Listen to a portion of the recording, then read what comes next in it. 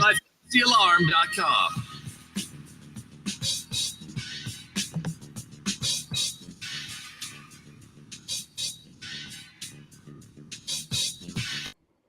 The playbook is live here on the Bettor Sports Network. Another week of domination has begun. My name is Justin Festerman. His name is Adam Rodas. For the next few hours, we're going to give you some plays, talk about some sports. A very crazy weekend, especially in the NBA. We're going to get to all of that, too. What's up, Roman? How's everything? That's good. Yeah, the NBA weekend was phenomenal. I actually watched quite a bit of NBA, especially on Sunday, Saturday night as well. It was a really good weekend for the NBA. Can't remember what I bet yesterday. I know I lost a same game parlay last night on Clippers Nuggets. I probably shouldn't have done it, man. You know how I get, bro. See, this is why I'm being disciplined right now. I got to. It's the risk-free parlay, so I get the bet back. But you know what? The worst part was I had Paul George 2 threes or more. He had none. Like, he had 2 threes every game. And then Westbrook got benched. I had 5 assists for him. He had 4. And Norman Powell, I had 10 points or more. He had 9. So I just did Jokic, points, rebounds, assists, lowered them down. He crushed all of them. But I think I also – damn, man, what else did I did hit a few bets yesterday, though. I was in New York, though, so I couldn't take advantage of my free bets on Bet365. I guess they're not in New York, or they only let you bet when you're in Jersey, something like that. But – yeah, I can't even. What did I bet yesterday? I know I hit a couple bets. Hold on. While you're looking that up, I'll tell you about a bet you and I were talking about from Saturday. And this is a number that Saturday, De'Aaron Fox, bro. Dude, right. that dude is crushing right now. So I actually, and here's a good example, okay? I wrote up Mikal Bridges on Friday on PicksWise, and he didn't get there. It was over 19.5. He only scored 13 because the Nets got absolutely trounced. I went right back to it yesterday. And people have to understand, look, if you get burned and the matchup looks good again, go right back to it. So they were playing the Hawks. I knew it would be a high-scoring game. I went right back to Bridges. This time I did the over 24.5 points rebounds, and he had 24.5 rebounds. And I actually parlayed that with De'Aaron Fox over 33.5 points and assists, like +2 something, and that hit. Yeah, Saturday was pretty good. I mean, Fox has just been crushing it. So, yeah, I like the Fox on Saturday. I had Bridges. Trying to think. Fultz. Yeah, Fultz. Dude, that was one you and I were talking about. Yeah. And you and I both bet that. I'm looking at mine. And he cashed it in the last second, too. Yeah, he man. got like a basket late, and then they pulled him. Yesterday I did I do Drew Holiday? No, I don't think I did, and I was mad. But yesterday was Bridges. Oh, so that was it. Why does it feel like it was for the Kings didn't play yesterday? So what did I parlay yesterday with Bridges? It was Bridges and Fox did play. Okay, it was yesterday. Damn, well, I don't remember that being yesterday. Okay, you're mid TGFBI right now. I'm in like 3 slow drafts right now, bro. So that was yesterday. And then someone screwed me yesterday. Who was it? I didn't touch Lakers Mavs, thank goodness. Mm-mm. Oh, Kyle Kuzma, bro. I did a 6-leg parlay. Every leg hit except Kuzma. And I needed Kuzma to get 18 with no Porzingis. He scores 10. Everything else hit. I had Bridges, 15 points. DeJounte Murray, 20. Fox, 20. And Isaiah Joe, 2 threes. I didn't text you, but I was almost played it. Isaiah Joe over 3.5 threes was plus money. And it looked bad early on, and he hit 4. So Isaiah Joe, when SGA is out, that's a guy you got to look at. We actually talked about that. You said something, you mentioned Dort as well. And I didn't play Dort. It depends on what you played, whether it hit. Right. It depends on what. Yeah. Well, before yesterday's game, Roan, he'd been rebounding more, and I wasn't used to seeing this from Lou Dort because, I mean, this is a guy that maybe grabs you 3-4 crappy rebounds and that's it. But then all of a sudden, double-digit boards. Is it that you think he's forced to play in the post? Because that's kind of what I'm thinking. SGA being out opens things up. We know SGA it just entails a huge usage rate. So, I think that's part of it. And I'm telling you, Ronan, I know that you weren't in on it with me on Saturday, and it did not hit. Taylor Horton-Tucker, man, watch those rebounds and assist props until Colin Sexton comes back. He didn't hit it. It was over 10.5 rebounds plus assists. He had 10, but he got into some very early foul trouble. Rallied, nearly hit the over, then it didn't happen. So if it wasn't for the foul trouble, I think it would have gone way over. I mean, this is, again, somebody who can play multiple positions, and he's been asked to bring up the ball. I know they got Chris Dunn too, but Horton Tucker has been getting very involved. And until Sexton comes back, that's going to be, of course, got to look at the matchups. That's going to be someone that I'm going to be focusing on. The numbers will be low, man. As soon as I say I'm not going to do the SGPs anymore, I get an alert. We've got you covered. Place an NBA SGP and get up to $10 bonus back if you lose. Dude, they're spying on us. They are, man. I mean, we know they are. They absolutely are. Bing! There you go. Notification to Ronus's phone. Oh, you hear that? Damn, I got to mute it. I usually mute it. You really heard that? You heard that? Oh, no, I was just saying. Oh, okay. You think it actually rang your phone? No, because at the same time, I had the AOL mail, the ping. Oh, wow. You still have AOL mail? Yeah, dude. You don't know my email? Come on. Dude, I send to a different email. I almost just sent your email on the. It's all right. I mean, for the millions and millions of ladies watching, they can hit me up. That's a ringing endorsement right there. So it's a light night, man. We got light. Man, dude, I like a lot tonight. I know it's not good on a 4-game slate. Like, I have 3 bets in, but I have a lot more that I like, man. And we're going to preview them, man. We're going to preview them. Let's talk about a few other things here. Something I wanted to bring up to you, because when the whole Hawks coaching situation, the fiasco went down, by the way, they're about to sign Quinn Snyder, which is excellent. And then it'll be a year, and then Trae Young will run him out of town as well. Or Trae Young will be gone. Yeah, one of the two. At some point, they got to put their line in the sand when it comes to this guy. He can't run another coach out of town. But Damian Lillard scores 71 points. Only 8 NBA players have scored 70 or more. And I wanted to ask you, and I could give you some of the guys from the 60s. There are a couple of guys from the 60s, one very obvious one. But if you wanted, I was going to quiz you to see how many of the 8 that you can name. If you want me to give you one of the old school guys, I could give you that. Because there is one, I don't want to say rando, but I can't see you guessing one of these players. All right, I mean, there was already one this year. That's right. Donovan Mitchell. Yep, your boy. Will Chamberlain. Yep, that's 2. Lillard is 3, so he's part of the 8. Devin Booker. Devin Booker. Wow, look at you. 2017. Yes. Chamberlain did it a few times, right? Oh, yeah. A lot of times. Elgin Baylor. Elgin Baylor. Yes. Are you looking at a list right now? This is good. Kobe. 81 against the Raptors, my dude. Number 6. So wait, there's 2 more? There's 2 more. And they both have the same first name. Okay. I feel like if I said the first name, you would know one instantly, and I don't think you're getting this guy. The other guy. I think David Robinson. Wow, this is amazing. Number 7. I'm not going to get the other guy, right? And the other guy's named David too. David. Oh, I'll give you a couple of hints here. This guy, I believe at one point might have been an ABA player, but he was a late 70s, early 80s guy. Most infamous moments in NBA history, he has one of them, because the NBA had a major drug problem in the late 70s. A lot of cocaine going around, and this guy was so drugged out, he actually tried to snort the free throw line once. No joke. He is a David. Do you remember who it is? No. David Thompson. Oh. In the late 70s. Dude, you got 7, though, man. That's very impressive. I'm impressed. I mean, a couple of them were easy. Yeah, I mean, Wilt, Kobe. Mm-hmm. The Booker one, I was wondering if you were going to remember. But then Elgin Baylor, I thought, was a very good guess by you. So, yeah, you did a good job there, man. But Damian, you know I love Lillard, bro. That's my dude. I even tweeted out the night, I wish we could see this guy play in an NBA Finals. I mean, he's just insane. I didn't see, was his prop 36.5 points yesterday? I forgot what it was. Yeah, I mean, he's just ridiculous right now, man. They have nobody else in Portland to score the basketball. Yusuf Nurkic, Anthony. It was Houston too. But the thing, and I hear people saying that, but the bottom line is, dude was 22 of 38, 13 of 22 from 3, 14 of 14 from the free throw line, even at 6 rebounds, 6 assists. So, yeah, it came against a bad team, but my goodness, he probably won people a lot of weeks in fantasy. Got me an 8-1 win in our league. Well, and I'm playing you this week too. You are.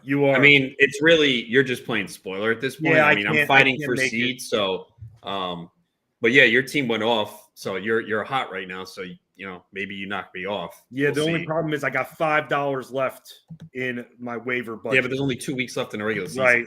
For me, it's just I'm the 1 seed right now. I think I'm up by 5 over our buddy Frank Stanfield and Sussman. I beat them 5-4 this week. I thought they were going to beat me because they had more games, and I had Gobert get scratched and PJ Washington sit. So I thought I was done, but I was able to eke out a 5-4 win. It really doesn't matter at this point. It's just about seeding. So look, I just want to get to the finals to at least cash. Obviously, I want to win the whole thing. But it's kind of top heavy in this league. I think I think all 4 spots are clinched officially. I think I'd have to do the math. I don't think that the 5 seed can catch the 4. There's only 2 weeks left. You know what? The 5 through 9, when I'm right now, the 9 still, it's very close. It's like a 1 or 2 game separation. I was saying. Yeah, but you guys are way behind the 4. Right. So we're not going anywhere, essentially. So let me ask you this. Damian, you don't have to set your lineup this week if you don't want. I'm okay with it. You know what? I'll consider it. I should send an email because I know you're setting your lineup. Like, hey, guys. But I mean, I guess, I don't know. It really doesn't matter at this point. It really comes down to matchups. So I may have missed setting my lineup in your league this year 2 nights. One of them you completely called me out on. I'll never forget this. I'll say this. I'll admit, I don't care.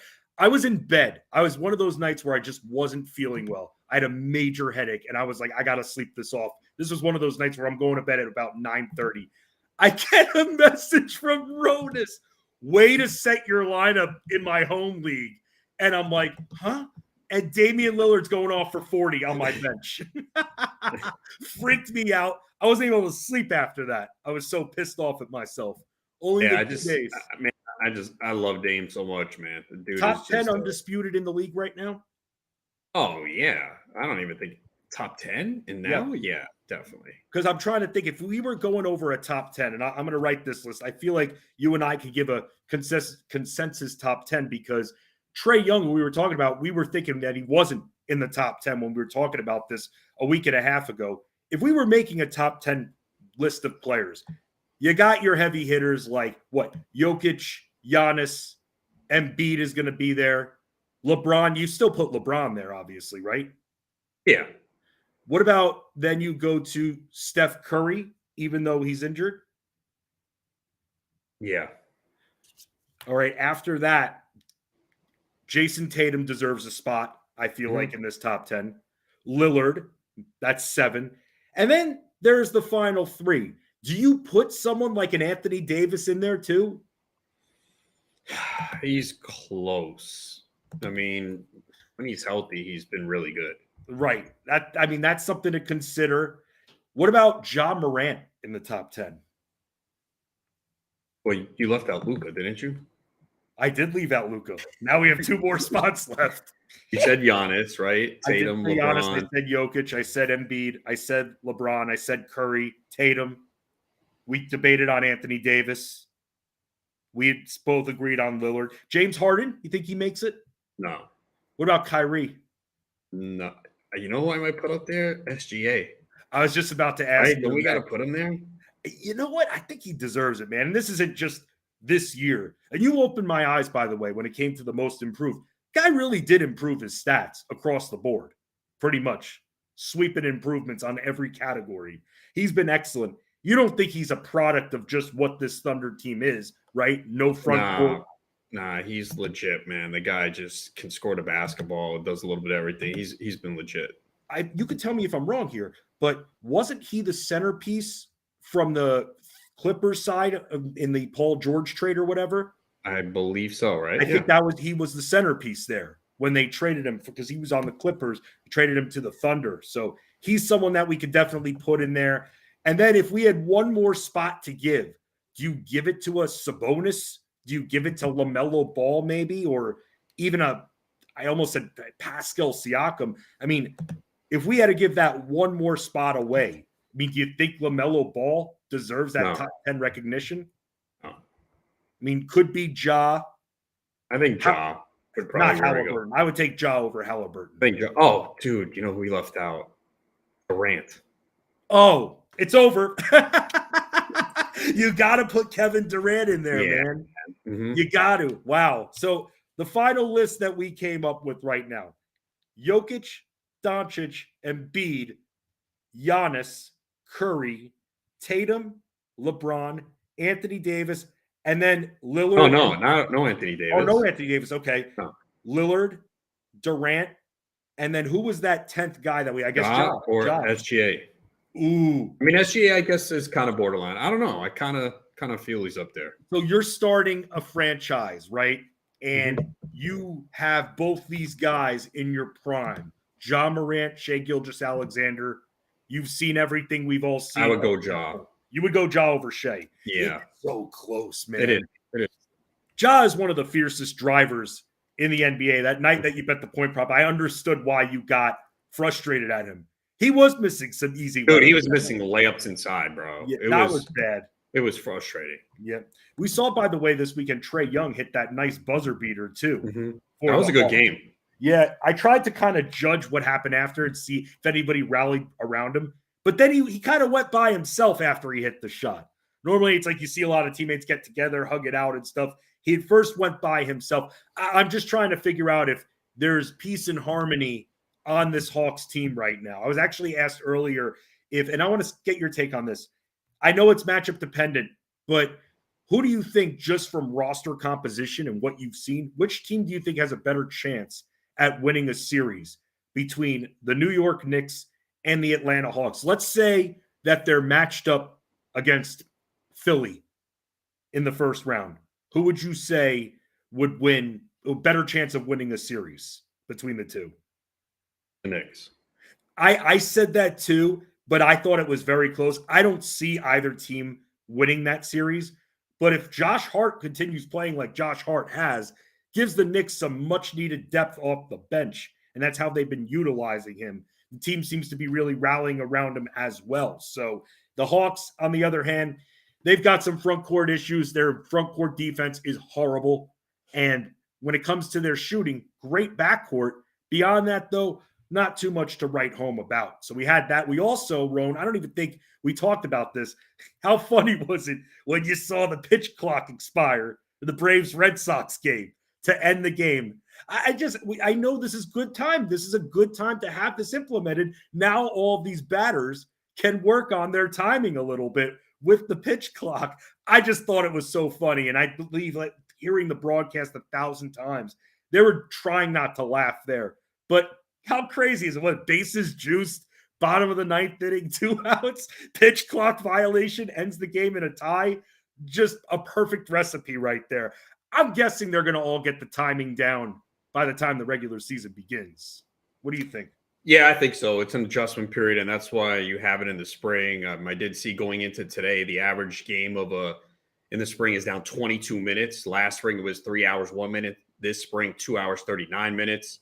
And only 6 games have been over 3 hours so far, none over 3:06. So the pace is definitely picked up, and it's definitely an adjustment period. So I think in the end, most people will like it. I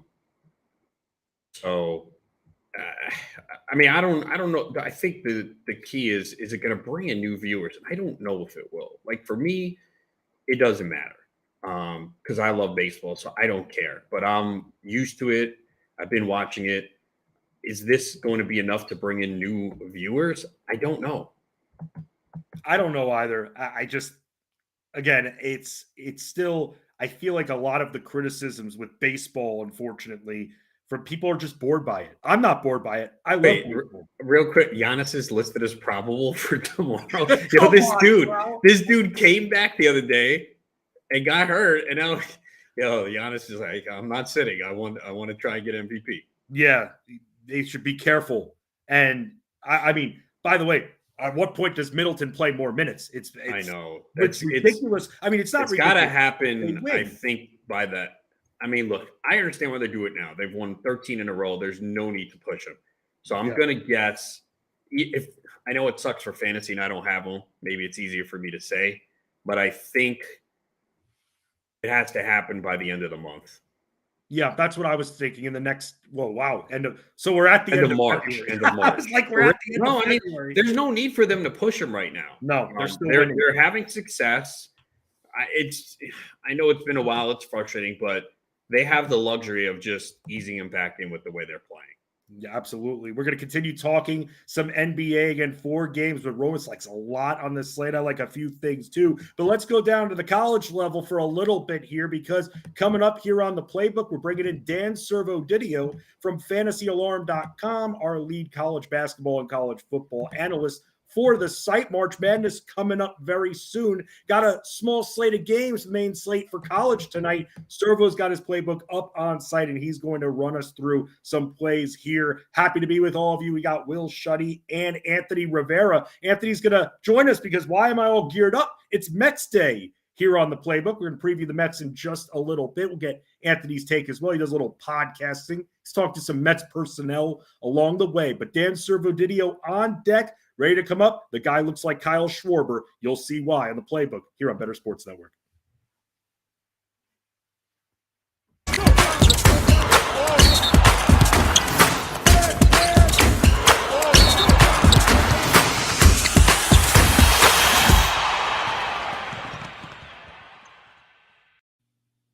Hey, it's Rick Hamill, a.k.a. Ricky Props. Let's go to the wood and make some money on the NBA here on Bettor Sports Network. And we've got LaMelo Ball at home against Detroit, over 25.5 points, minus 105. He's been over this number in 3 of the last 4. He's a plus 1.8 points per game at home. Detroit allows the 8th most points to point guards, and Detroit has the 29th defense in the NBA, giving up almost 120 points per game. I've also got LaMelo Ball against Detroit, over 10.5 assists, minus 105. Detroit allows the 4th most assists to point guards.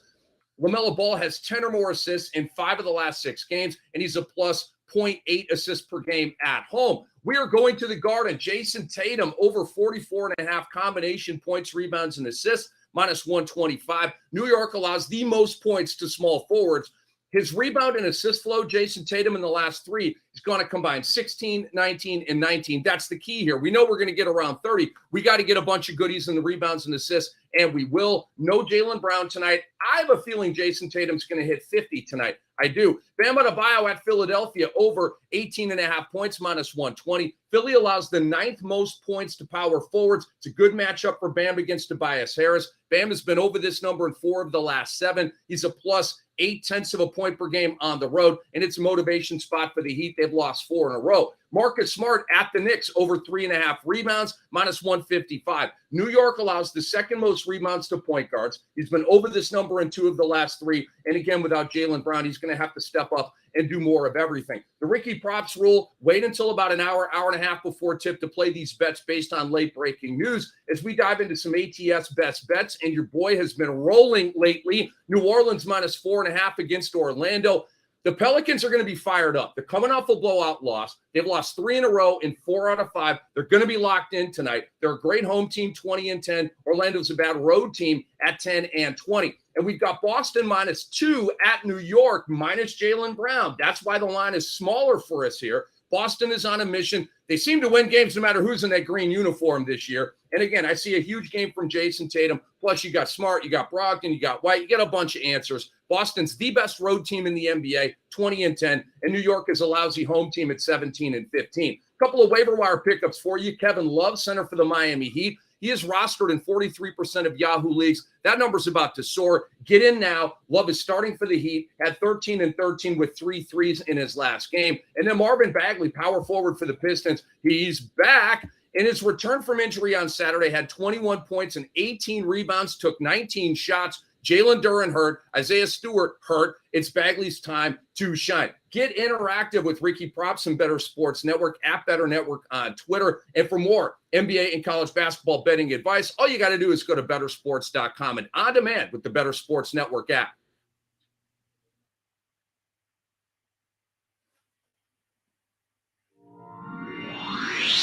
Rebound Iowa. Perkins has it. Perkins dribbling out. This is really happening. This has really happened. Inconceivable. Iowa wins it. Nice little comeback from Iowa here. Things weren't just exciting in the NBA, but also college basketball, as it always is around this time, because this is the time to start scouting teams. This is the time to start latching on to teams that are looking like they're going to get some at-large bids and then are going to make a nice little run breaking brackets everywhere, and someone to help us do just that from fantasyalarm.com. He's been joining us every week. It's Dan Servodidio. Give him a follow on Twitter at Dan_Servodidio, SERVODIDIO. What's going on, Servo? How you doing? What's up, guys? Glad to be back with you. Yeah, we're a day away from March officially happening. So March Madness right around the corner. Wow, I'm glad you looked at the calendar. Good job. Yeah, February is one of those short months. Rodas, you said before at the end of the month when you were talking about one of those and teams. You knew what I was talking about. I know. I just had to make sure, though, because it is the 27th of February. No, yeah. This year here. How many days in February this year, Serv? I don't think it's a leap year, is it? I don't know. No, it's not a leap year. See, he doesn't know. Yeah, I got you. I got you on the calendar. I don't keep track of that thing. Unless I was born on a leap year, I would definitely not keep track of that. What do you do if someone is born like February 29th? When do they celebrate it? Do we know officially? They have a decision.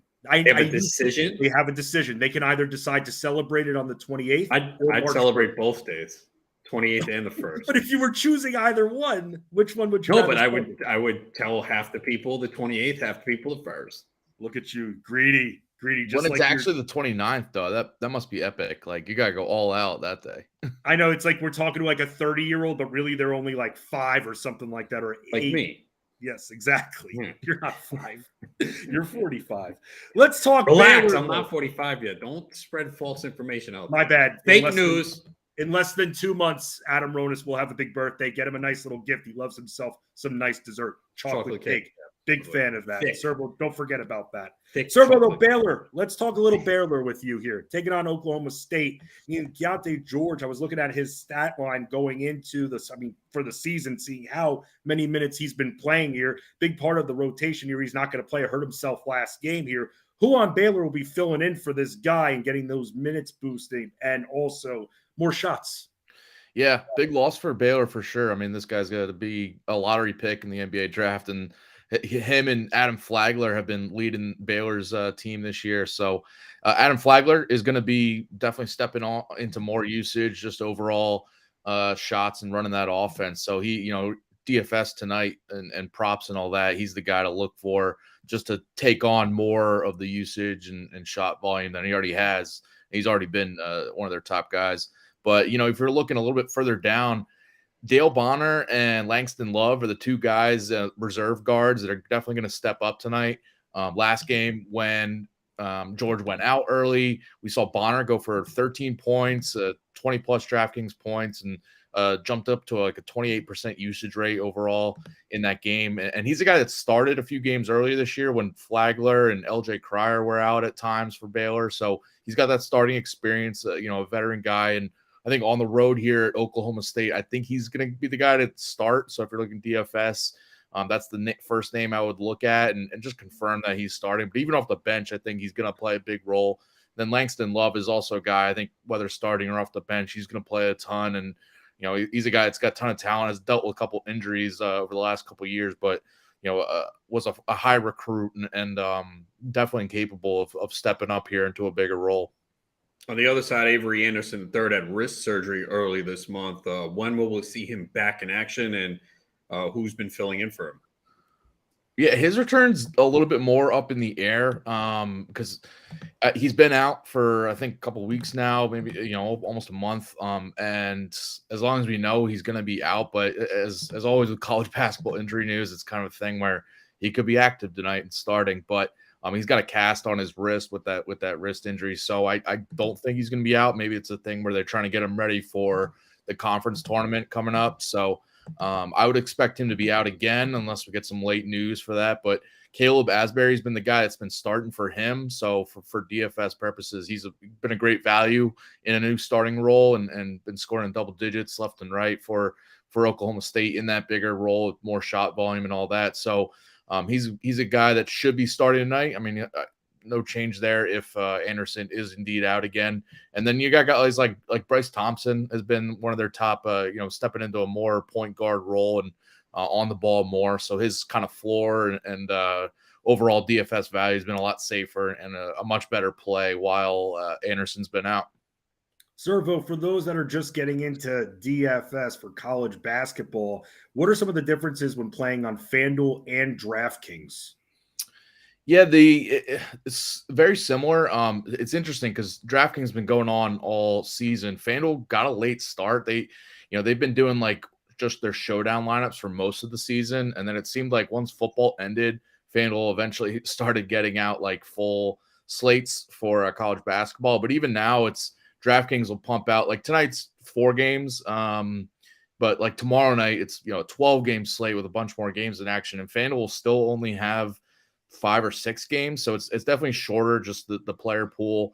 And obviously when keeping in mind like values and all that, I think it's more chalky if you're playing over on FanDuel because some of the, everyone's kind of gravitating towards the same guys. And also with FanDuel, it's if you play on both, you realize that some of the players, even the top players, but a lot of the value guys are just a little bit mispriced, and the FanDuel, whatever algorithm pricing, all that just hasn't really caught up. And I guess maybe it's because they don't have that full season data that they're totally using. I don't know, but so FanDuel, it's kind of like everyone's playing some of the similar guys because a lot of them are values. But DraftKings, I like it because it's you have to be more sharp. You have to be sharper, and the sharper guys are coming out on top because more games. The pricing's a lot tighter, so you have to know exactly who you want. You can't just kind of plug and play all the names that you know. So I've liked DraftKings, playing on DraftKings, and I'll keep doing that because they have the bigger slates anyway. Who are you spending up on tonight in DFS? Yeah, we got North Carolina going on the road at Florida State is a big one. Total wise, it's the highest total on the board. So, and Florida State's been not a great team. The defense is especially terrible. So, North Carolina is really desperate to get, stack up some wins here to get off the bubble for the tournament. So, I think their top guys are all in play for sure. Armando Bacot definitely is the top forward on both sites tonight, and kind of in a tier by himself there. So, I think he's going to be very popular in both cash and GPP just because he can go off for 20-point double any time out, especially against Florida State. So him, and then the guard duo, Caleb Love and RJ Davis, are both great plays too. I think I'd lean Love over Davis, but they're both gonna put up points for sure. Even on the road at Florida State, it's not really a tough environment this year because the Seminoles aren't as good. I mentioned Adam Flagler for Baylor with Keontae George out. Flagler is going to be locked into his usage and shot volume, and I think it's going to be a great play for cash overall. The ceiling on the road might, to downplay that a little bit, but I think he's going to be locked in. So I like him. And then on FanDuel, I was talking about mispricing on FanDuel and guys a little bit cheaper. Matthew Cleveland, the best player for Florida State, he's $7K on FanDuel and $8,700 on DraftKings, just a big price differential. Whereas on DraftKings, you can still play him, but on FanDuel, definitely looking at him first.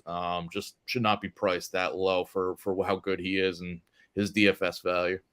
Talking college hoops with Dan Servodidio, and you can hang with Dan Servodidio on Twitter at Dan_Servodidio and catch all his work on fantasyalarm.com. Excellent college basketball and college football work. He's our lead analyst on the site. Servo, I got to ask you about North Carolina, man. This is a team that went to the national championship last year, and this year they're sitting there in the middle of the ACC. What changed with this team from last year to this year? Yeah, it's really crazy. They were the number one team in the AP poll, number one ranked team coming into the season, and they've really fallen off. The one big difference, because they have a lot of the same guys from last year, basically the same starters, except the one difference is Brady Manick, who was kind of their stretch four, playing alongside Armando Bacot down low, really stretched the floor for them.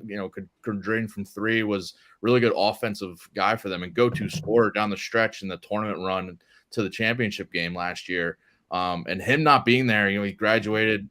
Him not being there has been kind of a glaring issue for them where they're looking for guys to step up elsewhere. But they have Pete Nance, who was transferred from Northwestern, just hasn't been as good as Manick offensively. So I think that's like the big thing that's been very noticeable, at least offensively for North Carolina.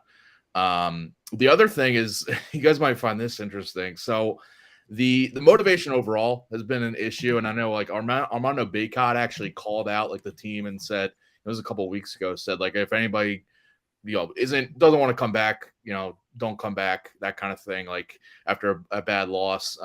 And I think just overall the team isn't motivated. But an interesting kind of thing that's been underreported and just kind of like on those Reddit sites has been, apparently there's a woman issue between RJ Davis and Caleb Love. Oh where no. Apparently, I don't know which way it went, but whoever it was, the girlfriend left one of the players for the other one. So apparently that has caused a rift in the locker room, and it's transferred over to the court. So that might be also in play here. And I mean, you guys know it from like the NBA. I mean, it's either gambling or women issues are causing problems. So that's just something to keep in mind. Happened with the Pacers. Remember that, Roan? Who was it? It was Roy Hibbert, and was it Paul George? I think so, yeah. Man, that's crazy. And it's dividing the locker room now? That's just like one of those rumors. I mean, I think it's a lot of people sharing screenshots from like Instagram, that kind of thing. So I think it's true. Yeah, that's right. You got to keep business and personal separate at this point, Servo. You get that. Servo, I got to ask you here, when it comes to these ACC teams, I mean, do you see any of these teams going on a tournament run? I mean, Duke's been pretty hot lately. It's tough. The ACC is just down this year, so it's tough for me to pick. Like when the bracket comes out, we'll see matchups and all that. To pick any of these teams, even Duke, to like if they're a 7 seed, I might even pick them depending on who they're matched up with, like on the 10 seed to get upset in the first round. We'll see. The one team I do have an eye on, it's just kind of interested to see where they're going to be seeded. Maybe a 4 or 5 seed, it looks like, is Miami. Just one of the top 15 offense in the country, got a ton of talent at multiple spots that can, multiple guys that can score in crunch time. Their defense is the big worry, not a great defense, and they just lost to Florida State over the weekend, and it was like a high scoring, 80 something to 80 something game, where it's like, all right, their defense is definitely an issue if they're going to allow 80 points to Florida State here and lose at home. But their offense is as good as anybody in the country. They can score with anybody. So if they're in one of these matchups, they get by their first round matchup, avoid an upset, they could take face a higher ranked team in the first and the second round and make it to the Sweet 16, maybe the Elite 8. So that's a team I kind of have my eye on. Any bets or player props that you like for tonight? Yeah, I do like I was talking about that Baylor-Oklahoma State game that we were mentioning earlier. I like the under in that one. Keontae George is going to be a big loss for them offensively. I mean, both ways. He's a good defender too, but I think offensively for sure, his scoring and his just pure bucket ability is going to be a bit lost for them. And they're having these guys I mentioned, Dale Bonner, Langston Love, they have to step up that haven't been doing it all year. So it's a new kind of environment for them on the road too, which is tough. So I do think their offense is going to struggle overall. And Oklahoma State, they really need a win here to get off the bubble and prove their tournament resume. So I think their defense is going to come in locked in and really try to keep this low scoring. They don't want Baylor to get out ahead and going up and down offensively, because Baylor is really dangerous offensively in that way. So I think they're going to want to grind this out and grind out a home win. I'd also look at Oklahoma State on the money line. That one's good for me too, but I do like the under overall in that game. Another few minutes with our analyst from fantasyalarm.com, lead college sports analyst Dan Servo Didio. Servo, strongest and most competitive college basketball conference this year. Which conference stands out? Yeah, it's been the Big 12. We were talking about the Big 12 a lot tonight, I guess.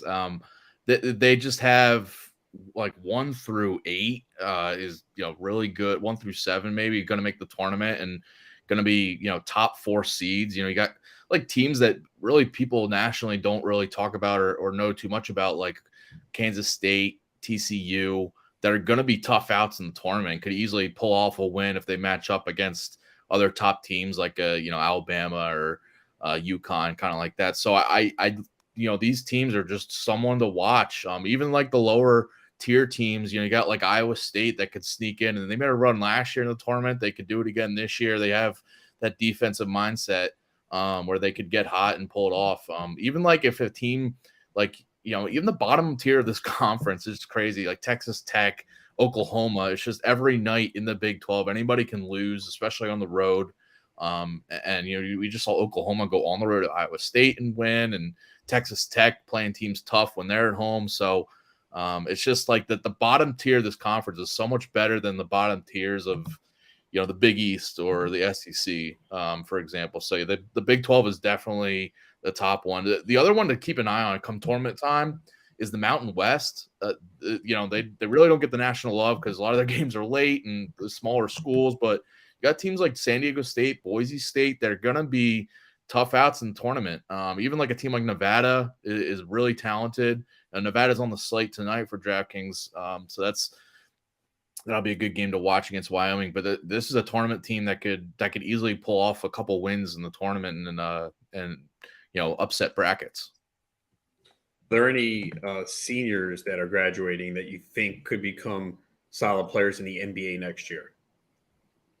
Yeah, we got a couple. It's the top end though. It's not like I remember last year we had Ochai Agbaji, who's doing pretty solid this year for the Pacers, right? Or Jazz. Oh, the Jazz. Okay. I was thinking of Chris Duarte from 2 years ago for the Pacers, though. Yeah. A couple of these seniors in recent years have gone right in. I know the one I love from a few years ago was Peyton Pritchard, right in for the Celtics. I knew he'd be a great contributor. The top end, though, is really freshman heavy and international heavy. You got your Wembanyama's and all that. I do like, Trace Jackson Davis is a guy for Indiana. He's killing it at Indiana. One of the best players in college basketball, going to be an All-American for sure. He was a big guy. He's a center who really dominates the college level, doesn't shoot threes. So that's a problem. And that's why he's going to go late in the first round, maybe in the second round, but he's a guy that's, a veteran and knows how to score in the post, and plays really good defense. So I could see him coming right in and being a rotation guy for an NBA team. And then like another one I got my eye on is Marcus Sasser for Houston. You're kind of a smaller guard and doesn't play, he plays solid defense, but he's just a smaller guy in general. So his NBA draft profile hasn't been great, but he's a guy that can light it up from three and could easily come off the bench for playoff teams. Servo, I like these old school centers that have come into the NBA, especially some of the rookies like Jalen Duren really plays on the low block. That's it. Mark Williams, low block. That's it. Walker Kessler, low block guys. Because the problem is when you take them out of the paint too much and they try to do too much and get that high percentage long range shot, you're essentially downgrading their ability to keep the play alive if the shot is missed, if your big guy is flanking out there on the perimeter. So I'm all about these old school centers that are just rough and rugged and play on the low block. I know that people want to see the flash. People want to see these guys shooting threes. But with those three centers, I mean, when they've been given the time, they've been able to make that impact. There's still a place for those old school centers, just like there's always a place, Servo, for you on the playbook. You've been joining us every single week. We've been burning you with a ton of questions. Thank you so much again for stopping by, and good luck in all your contests and with all your bets this evening. Yeah, thank you guys for bringing me on as always. Yes, sir. Dan Servo Didio. Give him a follow on Twitter at Dan_Servo Didio. Follow all of his work on fantasyalarm.com. Let's preview a team that Servo, an MLB team that Servo probably doesn't like too much, but who cares, because I love this team. The Roan Man loves this team. It's time to meet the Mets. Let's talk about which Mets we're going to be looking at drafting. You'll also check in with Ronas regarding some of his slow draft activity. The TGFBI, the Great Fantasy Baseball Invitational, is something that you'll hear a lot of fantasy analysts talk about. We'll get Ronas's team as well. Before we visit the land of NBA, a lot of props to talk about, very few games. Happy to talk plays, as it is the playbook here on BSN.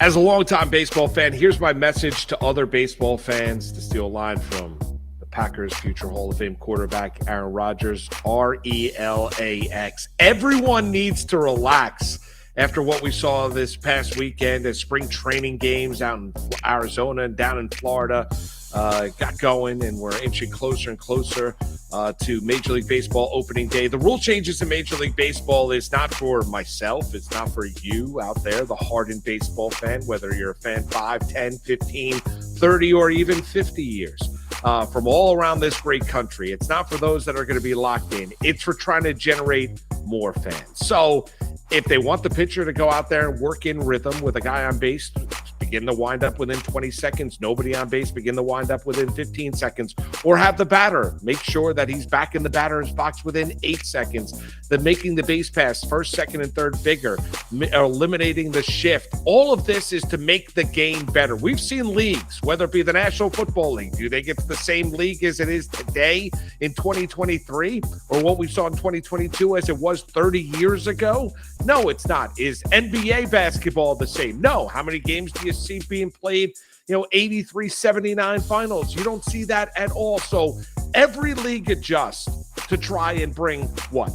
More fans into the sport. And that is something that Major League Baseball is going out there and trying to do. I've been critical at times of Rob Manfred, whether or not as a MLB commissioner, whether he likes the sport based on some of the rhetoric that he has spewed in years gone by. But I got to be honest with you, as a longtime baseball fan, I've been a Yankee fan my entire life. Watched a ton of Met games here in the tri-state area. Watched baseball all around. Can't wait for October baseball. Think it's absolutely unbelievable what is transpiring now and what's happening now and the rule changes being brought about baseball. It's going to bring back to the game to when I became a fan, where the stolen base was something, moving guys over was something, having men on base, batting averages ascending, not being an all or nothing league where either you're striking out or hitting the ball over the fence. And that is what baseball is trying to do. So as everybody tries to adjust, and change is difficult, whether you're changing your diet, exercise routine, changing your relationships, changing a job, change is different. I get that. And it's hard. But let's take a step back. Let's understand what Major League Baseball is trying to do here. And they're trying to repopulate or repopularize the sport. That's what they're trying to do. They're clearly the third most popular sport in the United States. They want to make it less regionalized. This is the way they need to go about doing it. I'm all for it. For more content like this, download the Bettor Sports Network app or go to bettorsports.com.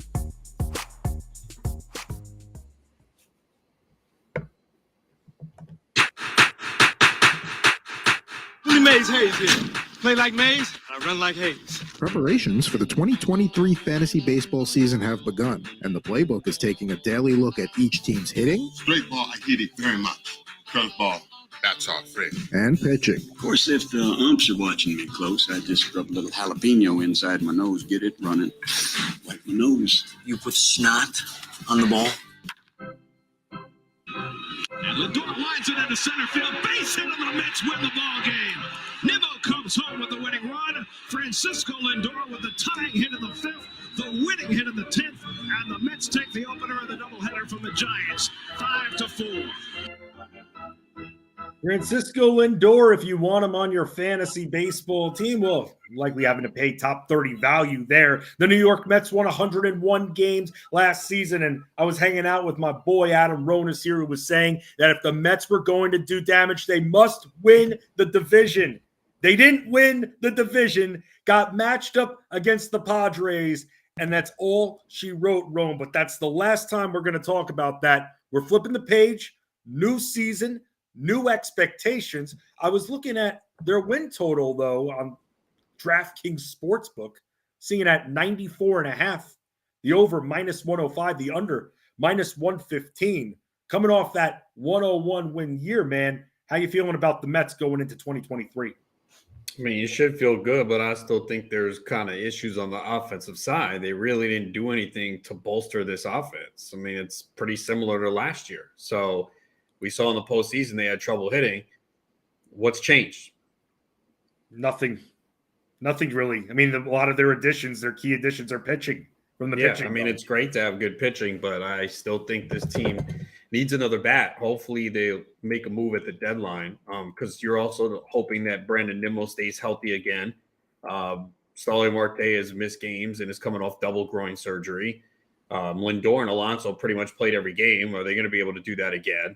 So there's questions with the offense for sure. The pitching, looks good with Verlander coming off that ridiculous season after the Tommy John surgery. So you do have some age up top with Verlander and Scherzer. Kodai Senga they bring in. How's he going to translate to the major leagues? They did re-sign Edwin Diaz, which is big. So We know they have an owner that's going to go out and spend and do everything he can to improve this team, but they are in a tough division. The Braves are still good. The Phillies are still good. So I want to be optimistic, but there's still some question marks here. A tough division. That's going to be hard for them. But like you said, I mean, aged pitching up top here, seeing here on the NFBC boards here over the last just about a month, you're seeing Verlander and Scherzer go at the 43 and 47 spots. So you're going to be spending a nice pretty penny for either one. Do you have a preference if you were choosing between which pitcher to draft, who you like better between the two? Yeah, I lean Scherzer, but it's close. But I lean Scherzer at this point. And when it comes to Kodai Senga, who they got, I mean, what are some of the specialties? I mean, what makes him unique when it comes to his pitching style? Is there anything that we should be looking out for that'll make him stand out from other pitchers? Some of the pitches he has in the movement. So he's got a good splitter. Again, it's always how does it translate to the big leagues and adjusting to the 5-man rotation as opposed to the 6. So the projection systems, they pretty much vary. You're looking at an ERA in the mid to high 3s, about a strikeout per 9 with pretty good control. So, I haven't taken him in a draft yet. I'm willing to in the right spot, but, there's always that adjustment period. We saw it last year with Seiya Suzuki. It took him a while. I know it's a different position, but you do have to take that into account. When you're looking at potentially double-digit rounds, you're looking to draft someone at value from this team. Does someone like Jeff McNeil make your draft target list? No, because he just doesn't have power. I mean, yeah, the batting average is great, but he doesn't really do much else. He doesn't run much. The 23 home runs in 2019 came when everyone was hitting home runs. He had 9 last year. So, I mean, again, 307 career hitter. That's great. Makes excellent contact, but better real life player than fantasy. I mean, anybody else that you're even actively targeting or even excited about from a fantasy standpoint in this lineup? Because, I mean, you're seeing a bunch of players, at least from the boards I'm looking at. You're going very, very late here, but nothing really that exciting, though. I mean, you said it. You didn't really do much on the hitting side in the offseason. Tommy Pham? Yeah, I mean, he's the 4th outfielder. I don't think he's going to play every day. So not really. Marte, I have concerns about because you draft him, and his price is cheaper than last year, but you're drafting him for speed. He only had 18 steals last year. His sprint speed went down, and maybe that was a product of the injury. Outfield is kind of thin. He does always give you a good batting average, 292 last year, career 290 hitter, but you're really drafting him for the speed. And, he was also caught 9 times last year. He had 18 steals, but he was caught 9 times. So he's a guy that I have not been drafting. I love Pete Alonso, but you got to spend a 2nd-round pick on him. I did see him go in a draft 15th overall, which I don't think is actually that crazy. He keeps improving his strikeout rate every year. He's a good bet to lead the majors in home runs. Lindor is a guy that's going in round 3. I just took him in a draft. He's not a target for me, but that if you're picking in a 15-team league in the top 5, that's 2nd and 3rd round to me. I don't like it. There's like a lot of guys that I don't like there. And I decided to go Lindor in round 3 of the TGFBI. And I didn't think I was going to do it, but because a couple reasons. Shortstop is really deep. But you know what, though? I don't know what's going to be there later in drafts. And if I have to take another shortstop around 4 or 5, I'll do it. I'm all about getting the best stats in the first few rounds. I think there are people talking about position scarcity in round 1. That's absurd, man. You take the best stats. If you have a tiebreaker, you can go, okay, well, outfield is more shallow than shortstop. I'm going to take the outfield. But, Lindor is a guy that stays on the field for most of his career. I do think the park hurts him as far as like elite power, but his counting stats are going to be good. This lineup, even though it lacks power, they're very good from an OB perspective up top. So if he's going to play a full season, like the runs are going to be there, the RBIs, he'll get you some steals. He had 16 last year. Say 15. The batting average has kind of been all over the place. It was 270 last year, 230 in 2021, but I'm throwing that out. That was an adjustment period to New York. He had 284 in 2019 with Cleveland, but I don't think we'll see that. I mean, his batting average might go down a little bit, but he's going to give you solid stats across the board. And that's kind of what I'm looking for in that first round. I mean, that third round. And, again, shortstop is pretty deep, but, I don't know what's going to happen. A bunch of shortstops can go. And like I said, I'm okay filling my middle infield spot early in a draft. It's not about the positions. And I think that's a mistake people make. And I'm seeing it this year. Oh, third base is so thin. I got to get my third baseman. No, you don't.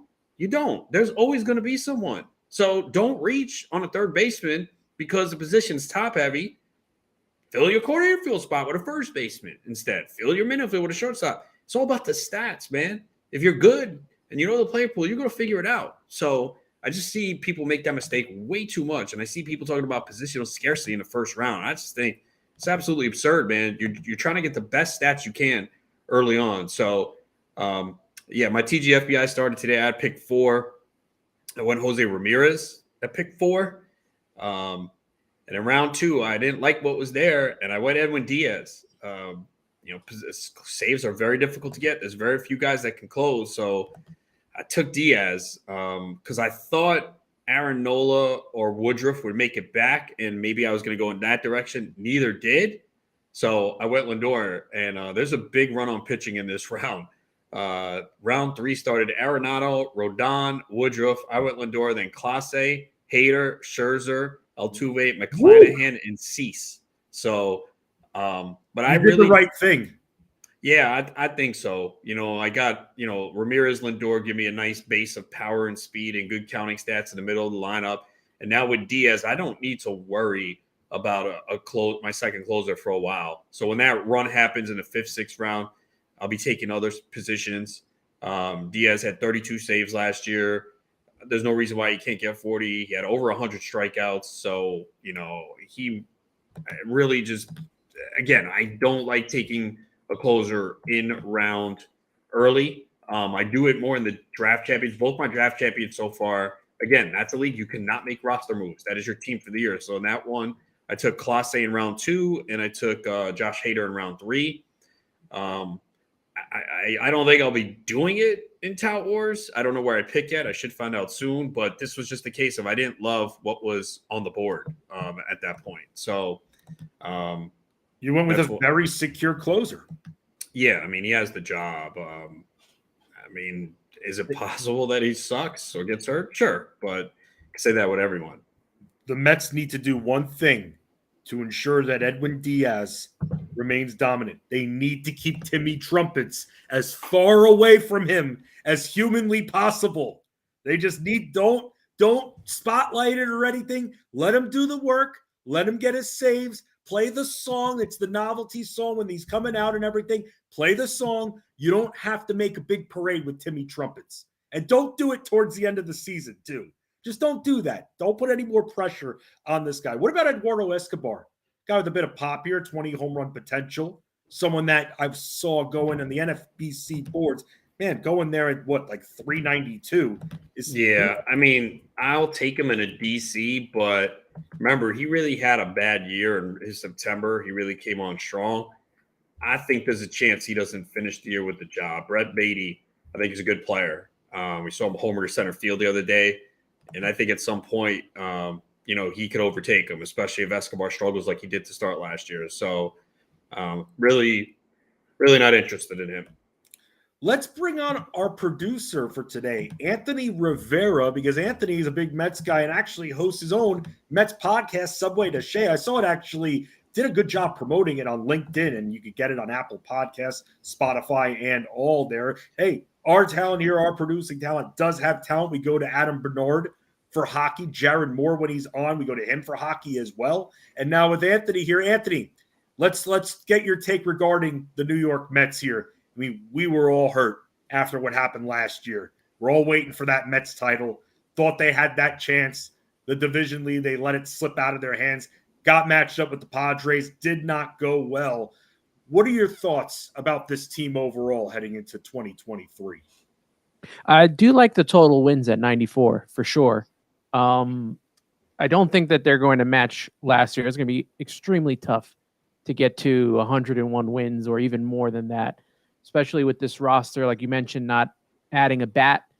I do think that they suffered last year from fatigue at the end of the season, as well as losing Starling Marte, which was a big deal. But they could have used another back. Correa would have helped that out big time. But that is now past for the Mets. But it's going to be a tough division. You got the Braves are the top still. You got the Phillies adding a lot to their roster, and I don't know how it's going to work out with playing every team and not just playing the Braves and Phillies 19 or 20 times a season. But, hopefully they can get into the playoffs. It would benefit them to win the division. But as we saw last year, the Phillies didn't need that to make it to the World Series. That's baseball right there, man. That's just how it works. You get hot at the right time. You go on a little bit of a run. What do you think of that, Roan, with the schedule kind of changing and not having to play those division teams a zillion times? Do you like that a little bit better, more variety? Yeah, I have no problem with it. I know some people don't like it, but I'm okay with it. It should help the Mets playing some of the weaker teams in baseball because I think Braves and Phillies are two of the better teams. So not playing them as much should help. Because this division's tough. That's the thing. With everything that the Mets do with the money they spent, it's just like, well, the Braves are very resourceful in what they do and getting all these guys on cheap contracts. So, it's definitely a tough division. Yeah, Spencer Strider, just unbelievable with what this Braves team, the management, they deserve some kind of medal from that, how low that payroll ends up being. The New York Mets won 101 games last year. We'll have to see what they can do or if they're going to break hearts. But, hey, this pitching ready to roll here. I'm excited to see what Justin Verlander and Max Scherzer are going to bring to this team. There's some news here in baseball. The injuries are already starting, but Tyler Glasnow sustained an oblique injury during a live BP session today. So they're going to have an MRI tomorrow to determine the severity, but he's going to miss some time. He threw 6 pitches and walked off the mound. And I hate this because I wanted no part of Tyler Glasnow this year. So I was glad when people were taking him. I love the talent, but like where this guy was going, it's like, how are you going to take him that early? I know this stuff is really good. And I had him outside the top 30, I believe. He threw 6 2/3 innings last year, 88 in 2021, 50. The guy hasn't thrown 100 innings since 2018. I get he's great right now. I get he's great on a per game basis, but I'm not taking that guy as a top 25 pitcher. So I don't like seeing this. Like I always say, I want the players that I like to have a poor spring because I don't want them to rise up draft boards. I just want them to stay healthy, just kind of fly under the radar. But then the players I don't want, I don't like this because now that's going to push another pitcher up, potentially one that I want. It's unfortunate, man, these injuries, though. And we're also hearing from Anthony Rivera, too. Gavin Lux carted off as well. Dang, knee pain for him. Not good. Nothing you can do about it. Spring training, they got to shake off the rust a little bit here. But, yeah, man, I was looking at those stats for Glasnow and just not what you want to see. It's hard to rely on this guy. You're right. Look, people love him because they see the video of him and how nasty he is. That's great, but he just does not stay healthy. And even if he was healthy, it's like, okay, well, how many innings are you getting out of him? And you're going to take this guy, in a 15-team league as your SP2? That's just really shaky. So he was a guy that I was not interested in. So I hope he's okay, comes back, and people start drafting him again. We will absolutely let you know all the injury updates as we get ready for the start of the 2023 MLB season. It's going to be different here. Rona said it before. Games, they're ending quicker. Will it build and bring that audience, a new audience in there, an audience that has a generation of 20-something-year-olds that demand instant gratification and can't be patient enough to sit there for a 3-hour baseball game, but instead the instant gratification, these rule changes, let's see if it makes the game grow. Because there's nothing like it. I've said it 1,000 times on this show. There's nothing like being at a baseball game. I actually like watching baseball. Whereas when I'm watching basketball, hockey, that adrenaline rush, baseball allows me to just enjoy sports more because of the slower pace when it comes to that. And I'll say this. When it comes to games, we've all watched those games being diehard sports fans. We've all watched those games where even if our teams that we root for aren't involved, still makes your adrenaline pump. I will never forget when my heart was racing during Game 7 of the 2014 World Series between the Royals and the San Francisco Giants. Madison Bumgarner made that catch. Game was over. That game, I was standing. That game was just an example of why I just love and bleed sports so much, because if a game is making your heart race, if a game, and you don't even have skin in that game, is making you that invested, that just shows your love for this amazing area of life called sports. And speaking of things we love talking about the NBA here on Bettor Sports Network. We do it all the time. And from March Madness to the World Series, Bettor Sports Network presents the 2023 Sports Futures Draft, featuring picks and odds for the most exciting sporting events of the year. Join Corey Parson and Nando DeFino and the Bettor team of producers to find out where the best values are in sports futures, plus betting advice and strategy. Don't miss the Sports Futures Draft, now playing at bettorsports.com and on demand with the BSN app. He's Adam Ronis. I'm Justin Fensterman. Let's talk about these 4 games. Let's talk about where we're going when it comes to bets, maybe even a little DFS too, on the playbook here on Bettor Sports Network. Moose and Keith, weekdays at 10 a.m. Eastern on Bettor Sports Network. Calvin Ridley yesterday, he applied for reinstatement from the National Football League. Ridley, Kirk, Zay Jones, Travis Etienne, Trevor Lawrence. That is crazy potent on offense. Yeah, it's going to be awesome. I mean, Ridley's great. I think Trevor Lawrence is a guy I want in fantasy this year.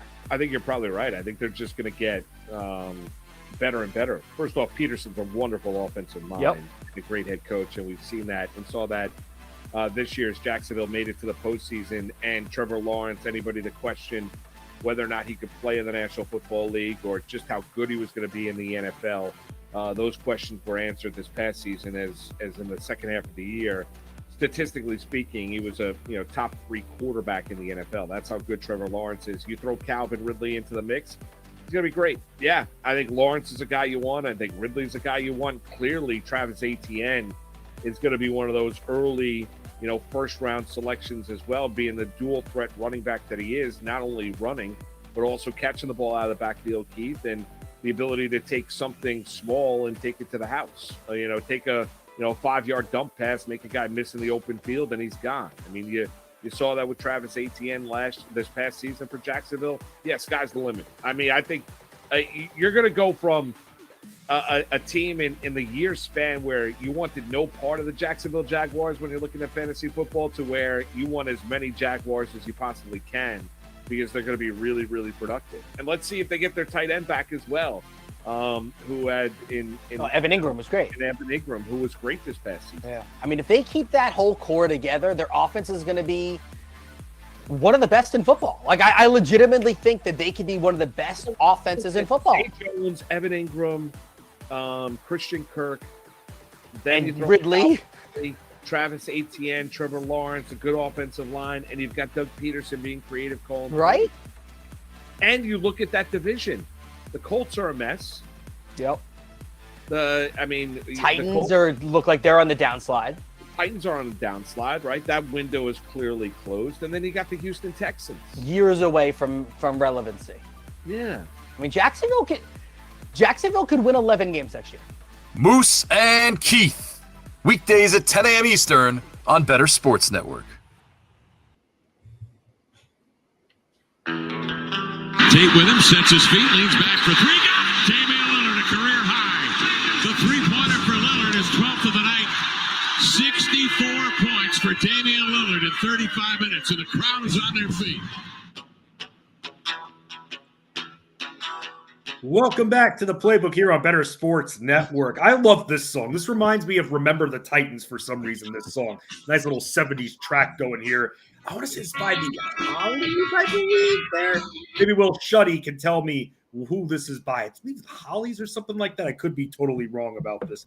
I'm Justin Fensterman. He's Adam Ronis, and this guy's got a lot of bets to talk about here, Ronan. I don't want to skip ahead, but I'm going to skip ahead for just a second here because I've already seen news that not only will Colin Sexton be out for the Jazz for another few games, but also Jordan Clarkson's going to be out. So immediately when it's presented tomorrow or even later tonight, we have to once again look at that rebounds plus assist prop for Taylor Horton Tucker, because he's going to be coming through even more now, and he's going to have the ball in his hands a lot more. But I digress, because we got tonight's action coming up right after us, by the way, here on the network is Monday Night Rants. It's your chance to rant about fantasy sports, betting, and more on Monday Night Rants. Join Ed Rouse to talk about the NBA, college hoops, NFL free agency, NASCAR, the upcoming baseball season, and more. Monday Night Rants with Ed Rouse tonight at 7 Eastern, right after us here on the Bettor Sports Network app and at bettorsports.com.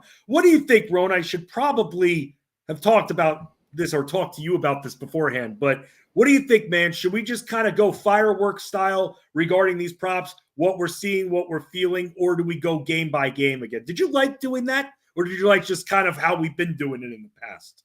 You can be we on could that. just fire things off. Nice. I figured you liked that a little bit better. I did too afterwards. After Friday, I was just like, So let's talk about some of the props that we're looking at for this evening, Ronan. Just 4-game slate tonight. You've got the Miami Heat taking on the Philadelphia 76ers. Sixers favored by 5.5 points, at low 217.5 total. Then you've got a 234 total between the Pistons and the Hornets. Charlotte favored by 6.5. The Celtics and the Knicks. Boston by 2.5. No Jaylen Brown for the Celtics. He'll be back next game. The Knicks 2.5-point underdogs. 224 total. And then finally, the Magic and the Pelicans. Pels favored by 4. A 228 total there, man. You start us out. Where are we going? Yeah, I like Mark Williams tonight over 9.5 rebounds for Charlotte. You could consider his points and rebounds too. It's 21.5, but I'm going to go with the over 9.5 rebounds. Gone over in 2 of the last 3 games, had 20 in his last game against Miami and Detroit. Going to be shorthanded tonight. No Jalen Duren. I believe Isaiah Stewart. Was he ruled out officially? I think he's out, yes. Yeah, so it's a good spot for Williams. He's been playing at least 29 minutes in 3 of the last 4 games. So I think he has a pretty big game tonight. So I got the over 9.5 rebounds minus 110. I'm fine with the points rebounds as well. And I like Derek White for Boston. Now, you could take the easy way out here and just play his assist, but it's juiced up. Last I saw was 3.5 at minus 140. Like, I don't see how he doesn't go over that. In fact, you could maybe play it 5+, 6+ at better plus odds. Yeah, it's 3.5 on DK at minus 140. I mean, I don't see how he doesn't go over that. He's averaging 6.6 assists in the last 7 games when Jaylen Brown's been out. But I like the points and assists at 21.5. I mean, they already said he's in the starting lineup, and the last 6 games he's played at least 30 minutes. He's gone over this. I know he played the Knicks recently and did not go over this, but he only played 20 minutes, and Jaylen Brown played in that game. Jaylen Brown is out, so they're going to need White to score. And he's come close to this, even coming off the bench recently. The last game against Philly, he had 18 points, 2 assists in 25 minutes. He had 17 points, 2 assists in 25 minutes against Indiana. But the last time we saw him play 43 minutes against Memphis on the 12th, and it was an overtime game, he had 10 assists and 10 assists and 23 points. Actually, no, the Milwaukee game was overtime. He had 27 points, 12 assists, 43 minutes. Game before that, 23 and 10 against Memphis. So I think White's in a good spot tonight where he'll probably get double-digit shots from the field, and I think the assists are going to be there too. I could see him getting 6-7 assists. If he does that, we only need like 15 points, and he scored at least 17 in every game this month except 2, and that's even coming off the bench. So I see a really good game for Derek White here tonight. Even with Marcus Smart back in, he's still been producing. Yeah. Isn't that what happens is, Ronan, I'm looking at the minutes for Marcus Smart, and since returning from injury, he's had 2 games of fewer than 30 minutes here. But let me add, one of those games was a blowout, by the way. But do you think that Derek White, once they bring in their second unit, and if they bench Smart, he becomes the de facto point guard, even if Brogdon is on the floor, right? Yeah, he could. So either way, I see him producing tonight. I also like Tatum in this game. Now, there's so many different ways you can go with him. But I did the over 31.5 points. He's averaging 34.2 points per game without Jaylen Brown. He's gone over in 70% of the games without Jaylen Brown. Dick's allowed the second most points to small forwards, fifth most threes to small forwards. Last time Brown was out, he scored 35 against them. He's also been crushing his rebounds and assists. I'm pissed off I didn't play it the other night because I was eyeing it. It was 13.5 at plus money. He's just rebounding like crazy, and the assists too. I mean, the last 3 games he's had 13-6, 12-7, 9-7, and the line I believe is 13.5. So you could do that. You can do PRAs. You can do points. I mean, yeah, it's supposed to be a close game. Knicks have been playing very well, and no Jaylen Brown, so I like that as well. I do like some unders in the Philly game. I like Harden under 10.5 assists because Miami plays at a very slow pace. Mm-hmm. They're I think it's the 3rd slowest pace. They're 4th in defensive efficiency. And that number, okay, it's 10.5 on some books. It's dropped to 9.5 on a couple. Wow, they want you to take it. Yeah, man, they do. No, You're right, though. That's why the total's so low, man. Because I know this is scary, but Embiid's under points. He's had a bad history against Miami and Adebayo. So those are 2 you can play in that game. And then kind of Miami ranks 2nd in best defense against centers this year. Yeah, I kind of like Jimmy Butler, man. This is a big game for Miami. They have been playing bad now. Tyler Hero is active. He's going to play. But Miami has been struggling, man. They lost 4 games in a row. And this feels like a game, Butler did play for Philly where Butler could go off. It's 20.5 on DraftKings at -115. It's 21.5 on other books. But this feels like a Jimmy Butler game where he's going to be like, you know what? We need to win. Going against Philly. Give me the ball. And he's gone over 20.5 in 4 of the last 5. Crazy worried part about is Tobias Harris at all? Not really, no. Because the crazy part is he doesn't take a lot of shots from the field, man. Right. He's getting to the free throw line though. He's been making some comments too. I don't think he's happy again. I think we're starting to get unhappy Jimmy Butler once again. But I guess you could think that if the team is losing, they're not playing well. Because I'm sorry, I just don't see this team being a threat in the playoffs. I don't. They could slow you down, but that's about it. I know that they're dealing with backcourt injuries. I know Kyle Lowry should be back soon, but he hasn't looked the same since the first injury. I've been telling you this. He just hasn't looked the same since he first hurt himself. But I just don't see this team doing damage, man. Do you in the playoffs? I've never been high on them at all this entire year. I'm not feeling it with them. I just know they have a history of doing well in the playoffs after bad regular seasons, but I'm not feeling it this year. Another player, then I was talking with you about this guy before, but by the way, real quick, LeBron James listed as out for tomorrow. Remember, he hurt his foot at the end of the game. Yeah, he hurt a pop, but he still was able to play. I mean, you think based on when you hurt, I think it was you what that was talking about with this.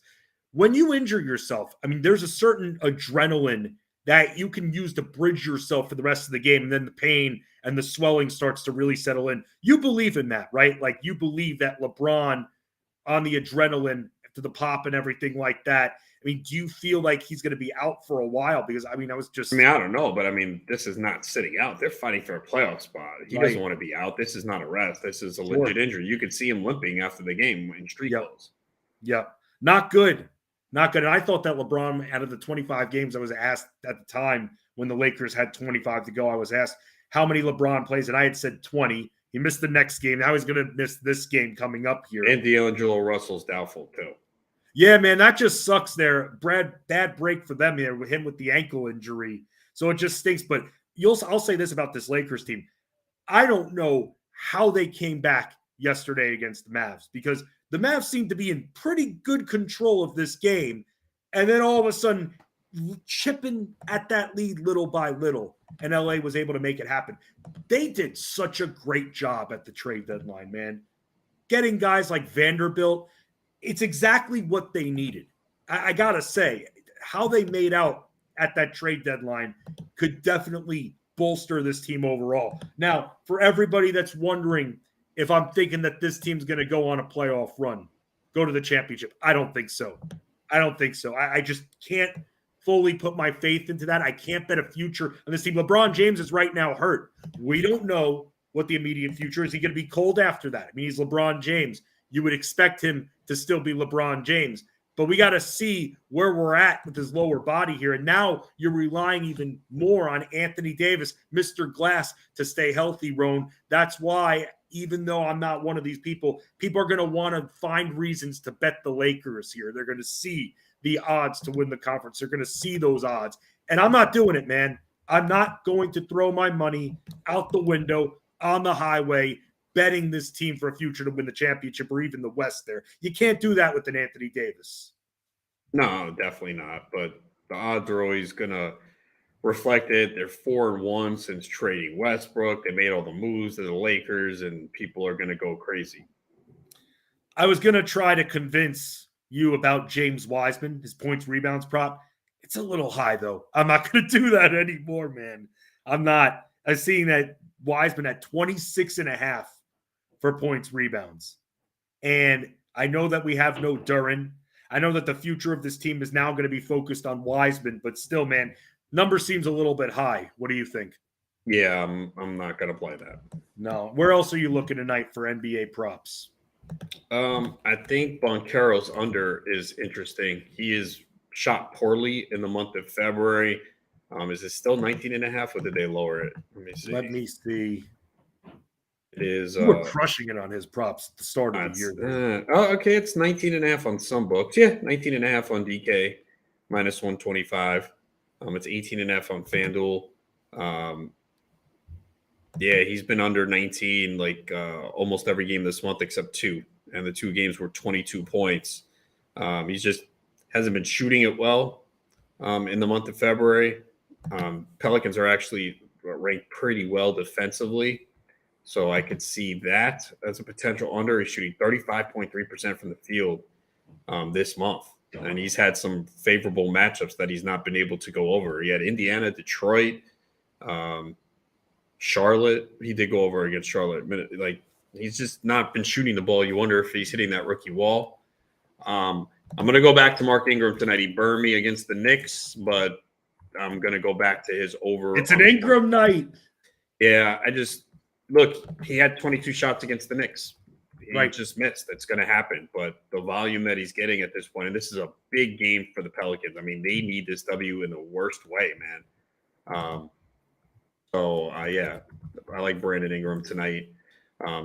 He shot 7 of 22 against the Knicks. Well, look at the shots he's getting: 22, 27, 21, 24. You can't hate it. He's getting the volume. Yeah, man. So, it's going to happen. He had a bad shooting night. I expect it to be better against Orlando. And before that, he had 36, 25, 34, 25, 30, 35, 26. I mean, and he's shooting 49.7% from the field in February. He just happened to have 31.8% against the Knicks. So I think it went up to 25.5 on some books though. Yeah. For just the points. Yeah. So I was looking at first. I'm like, why am I seeing it at 30.5? And now I'm seeing it was points, rebounds. That's points and rebounds or points and assists. I was just on points, rebounds, and I saw it at 30.5. I could go back to that. Yeah, I kind of like the points. I mean, he's been getting a lot of 3-4 rebounds lately. Right. So I kind of prefer the points. I got somebody else that I'm going to bring up here. Little bit risky, but it's a good matchup here. Also from the Pelicans. Who am I talking about? What players props might I bet for the second time all year? I know. We're going to tell you who it is. Let's see if Ronas can guess it. Going to tell you who it is. Here in the playbook on Bettor Sports Network. The Playbook with Fensty and Ronas, presented by FantasyAlarm.com. Weekdays at 5 Eastern. People are always very critical when it comes to fantasy baseball. I would say this, and I'm a big fantasy basketball guy. I love fantasy football. There's no fantasy sport that's even close to being as hard as baseball. The season, having to figure out, especially if you're playing weekly, which I don't like to play. Weekly with the 2 starts, having to look at the schedule and everything. I mean, you play in basketball as well. There's no fantasy sport that's harder or more involved than baseball. Takes forever. You take a whole night to do your fab on Sundays. Yeah, baseball is the most challenging, and I think that's why the popularity has gone down. People don't want to work. They don't want to put in the time. There's a lot of strategy that goes into it. You have to know the player pool. That's why I love doing these 15-team, 50-round drafts. I mean, 750, 800 players. You lower all the minor leaguers. I took Spencer Strider last year in my first draft Champions League in round 40, and that turned out to be a phenomenal pick. So it puts you on to knowing everything about every team. And yeah, it's a lot of work. So I definitely think that it's a challenge, and I just feel like people don't want to put in time and work anymore. And I'm not saying fantasy football is easy. It's not. But you cannot tell me that fantasy football is more difficult than fantasy baseball. I play both sports. I don't have an allegiance to either one. I love both. I play both. But, fantasy baseball is a grind, man. You got to put in months of preparation. Spring training is important. It helped me get Carlos Rodon a couple years ago. I was not on him until the spring, seeing the velocity and the changes. So there's a lot of things you can discover in the spring. And this is the first real full spring training that we've had in years. Now, there is the WBC that is going to cut into it a little bit, and some guys will not be at camp. But the spring can help you discover. And again, you're talking about, even if you're in a 12-team league, I mean, you're probably going to have 23 to 30 roster spots. And then the 15-team leagues and the minor leagues, I mean, you got to know a lot. I mean, it takes a lot of skill to win a fantasy baseball title. We've seen it, right? You can have an average player win a fantasy football league. We've all been in leagues where yeah, this guy's not that good. He's probably going to win a championship at some point. Things break right. He has a great draft, picks up a player off the waiver wire. That's not happening in fantasy baseball, man. You do not see bad players win fantasy baseball championships. You just don't. It's a 6-month season. You can't afford to take a week or two off from fab. You can't do it. Last year, say you took off the week where Taylor Ward was the big pickup. You lost a player that was a contributor most of the season. I know we had a couple of down periods, and Taylor Ward was a player I added in multiple leagues, but you can't take that time off.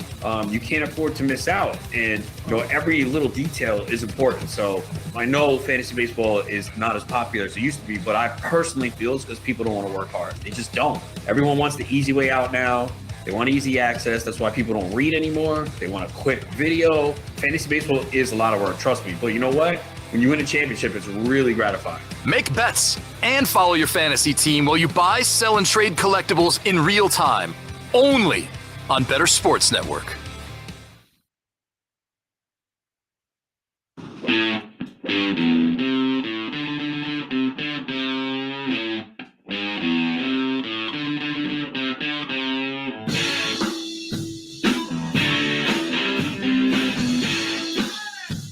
Welcome back to the playbook here on Bettor Sports Network. On deck, Monday night rants with Ed Rouse. You can hang in here. Let's read some of your comments here. Wookie, what's going on, Wook?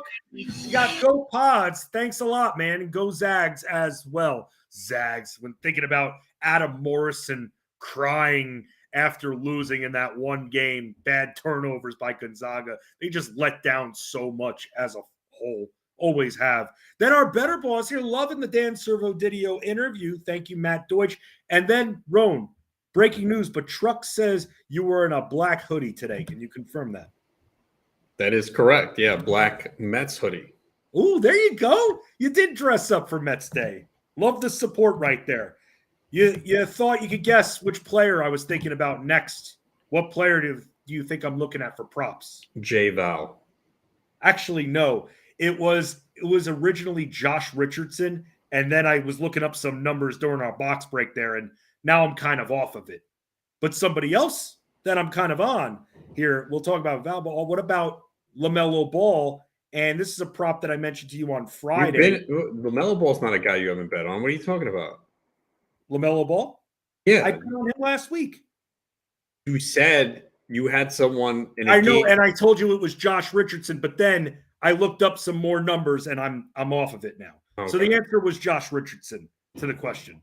But then, while I was doing a little bit of extra research, I also then forgot that this LaMelo Ball prop that I bet last week came through.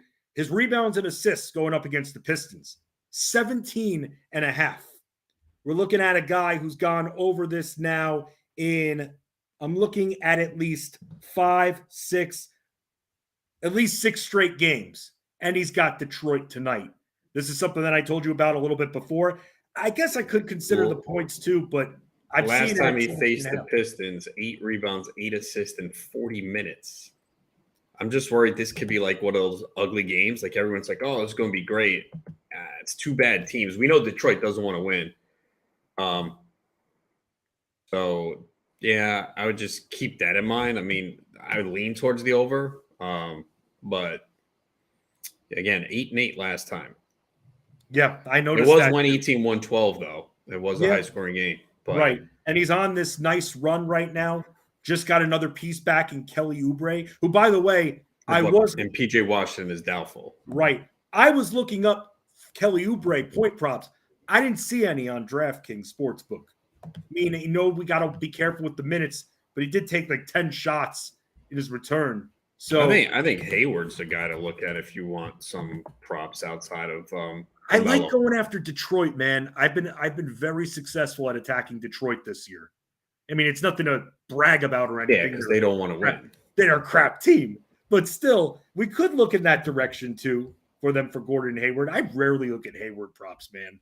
But this LaMelo Ball rebounds and assists, I can't keep my eye off of it, man. I'm thinking I'm going to put a small wager on that as one of my 3 bets for the evening.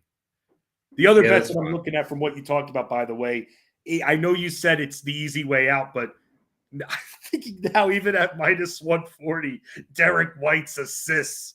I know you said it was the easy way out. Hey, man, I'll take easy way outs, man, when I'm not hitting parlays like I was about a week ago, or I wasn't about a week ago. Yeah, no, it's fine. I mean, again, I did the points and assists because I think he's going to score too. But they need him to. Jaylen Brown accounts for a lot of offense, and Horford and Smart are just not going to shoot that much. So Brogdon will get his off the bench, but I do like Derek White to score tonight. So I have the points and assists. But yeah, if he assists at 3.5, like I don't see how he doesn't get there. Neither do I. I think you're on to something with that. Cormac saying, by the way, after I mentioned Adam Morrison, saying, who was the first player you remember seeing cry after losing? For him, it was Adam Morrison. Adam Morrison was crying like a baby, pouting, hitting the floor. Cormac also said Tim Tebow after losing to Alabama. Here's one that you probably wouldn't think of. One of the players that I first remember crying was Reggie Miller after the Knicks beat the Pacers in Game 7 of the 94 Eastern Conference Finals.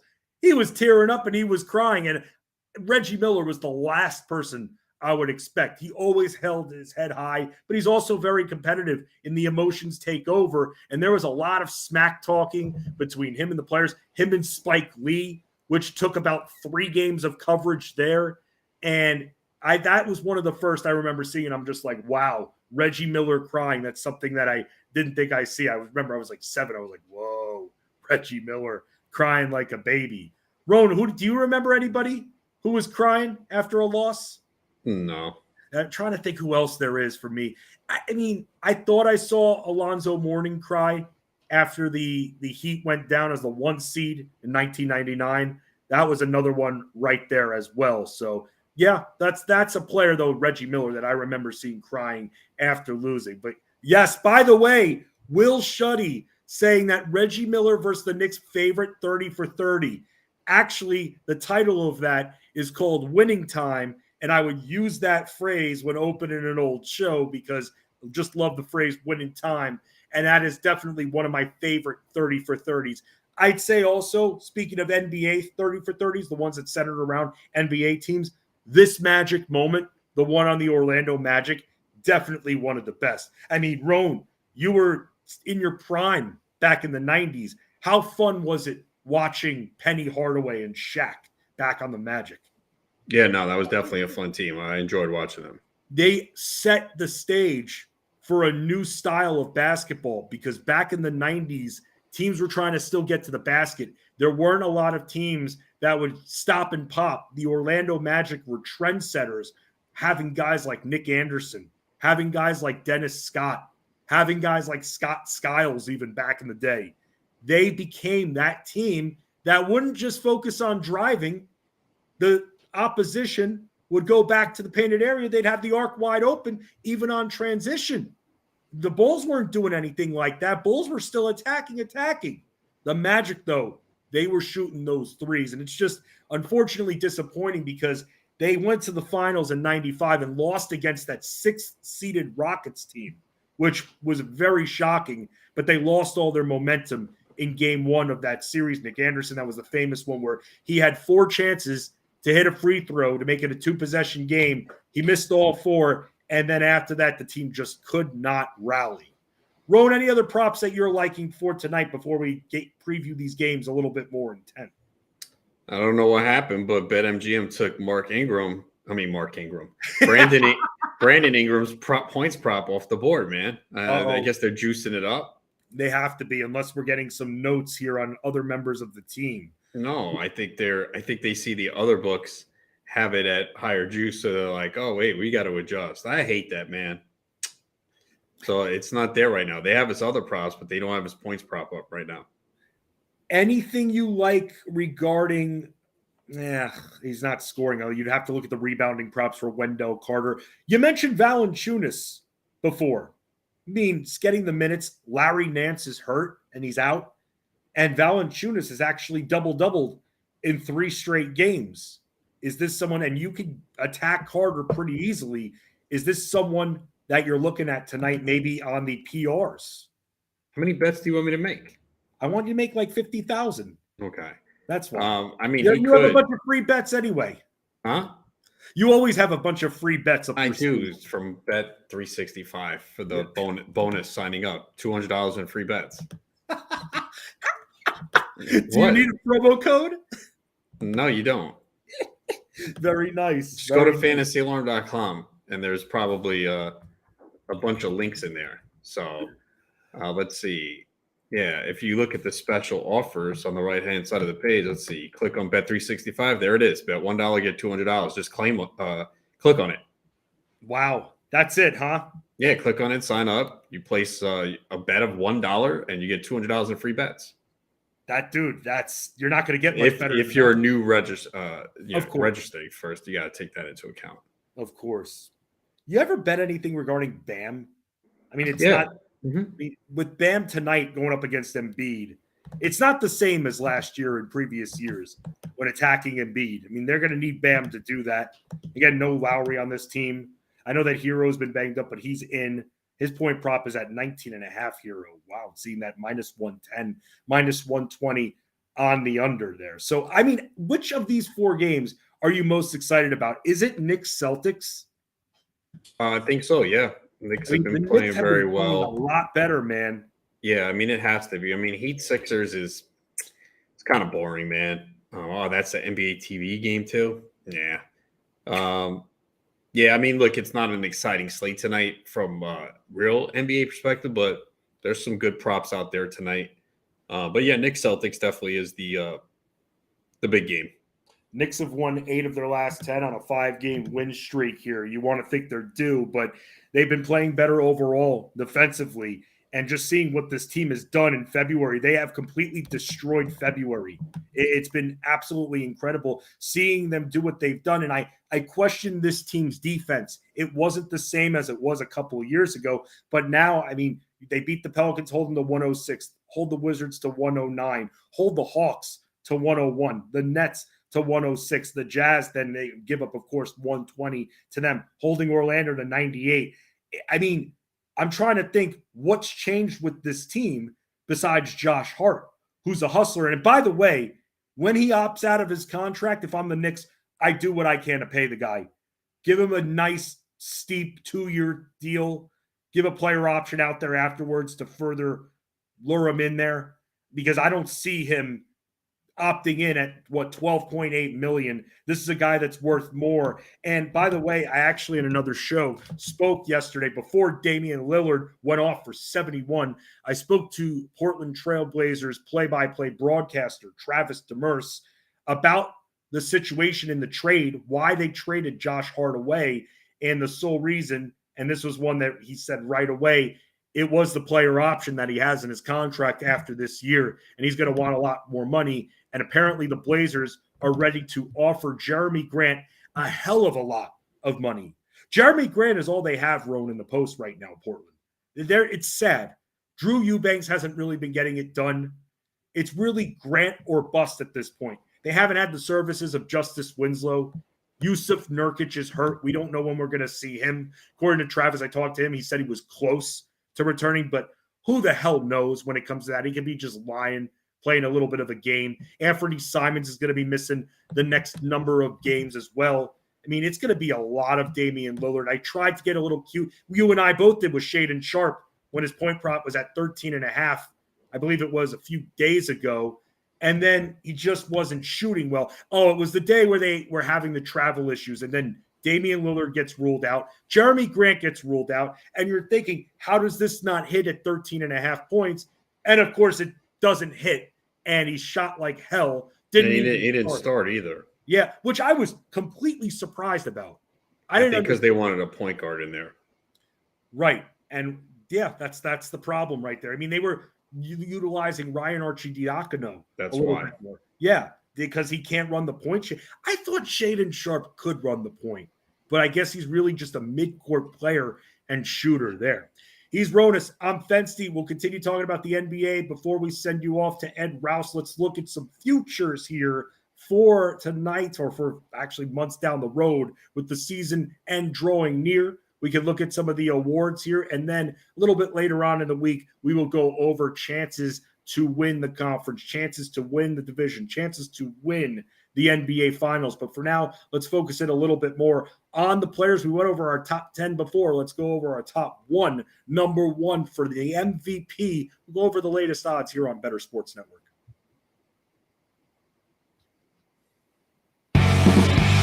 Monday Night Rants with Edward Rouse on Bettor Sports Network.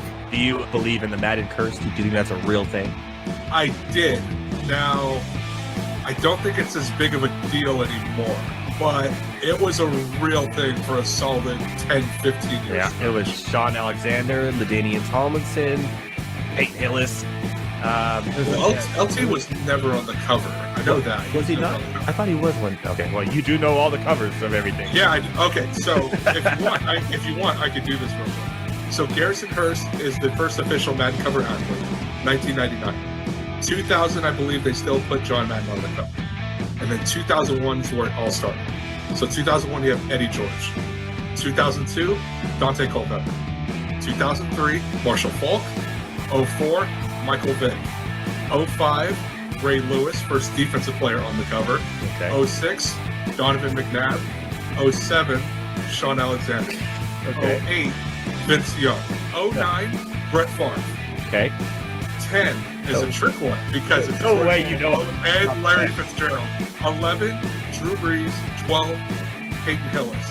13, Calvin Johnson, I believe so. You're right. 14. No way you know it. 14, also a trick question. I believe that's the Madden 25 cover, and it's Barry Sanders, unless you got it for the new consoles, in which case Adrian Peterson oh my God. was on the cover. You're not cheating. You're not looking at. Swear on my life. Swear on my life. Okay, keep on going. 15, you have Richard Sherman. Okay. 16, hold on. 16 is Odell Beckham. Okay. 16. 17, now this is the one I get mixed up because 17 and 18 are back-to-back Patriots. They are. 17, I think, is Gronk, and 18 is Brady. You are correct. 19 is Antonio Brown. Correct. 20, Patrick Mahomes. Oh my goodness. 21, Lamar Jackson. 22, Brady Mahomes. 23, John Madden. But yeah, dude, I'm a cover nerd when it comes to this stuff. We now know, but that was really impressive. I don't know how. Thank you. That's literally 29 of them or something like that. Wow, that is. You did not miss a single one, and you even got the special editions where they had two people on the covers. Monday Night Rants on Bettor Sports Network.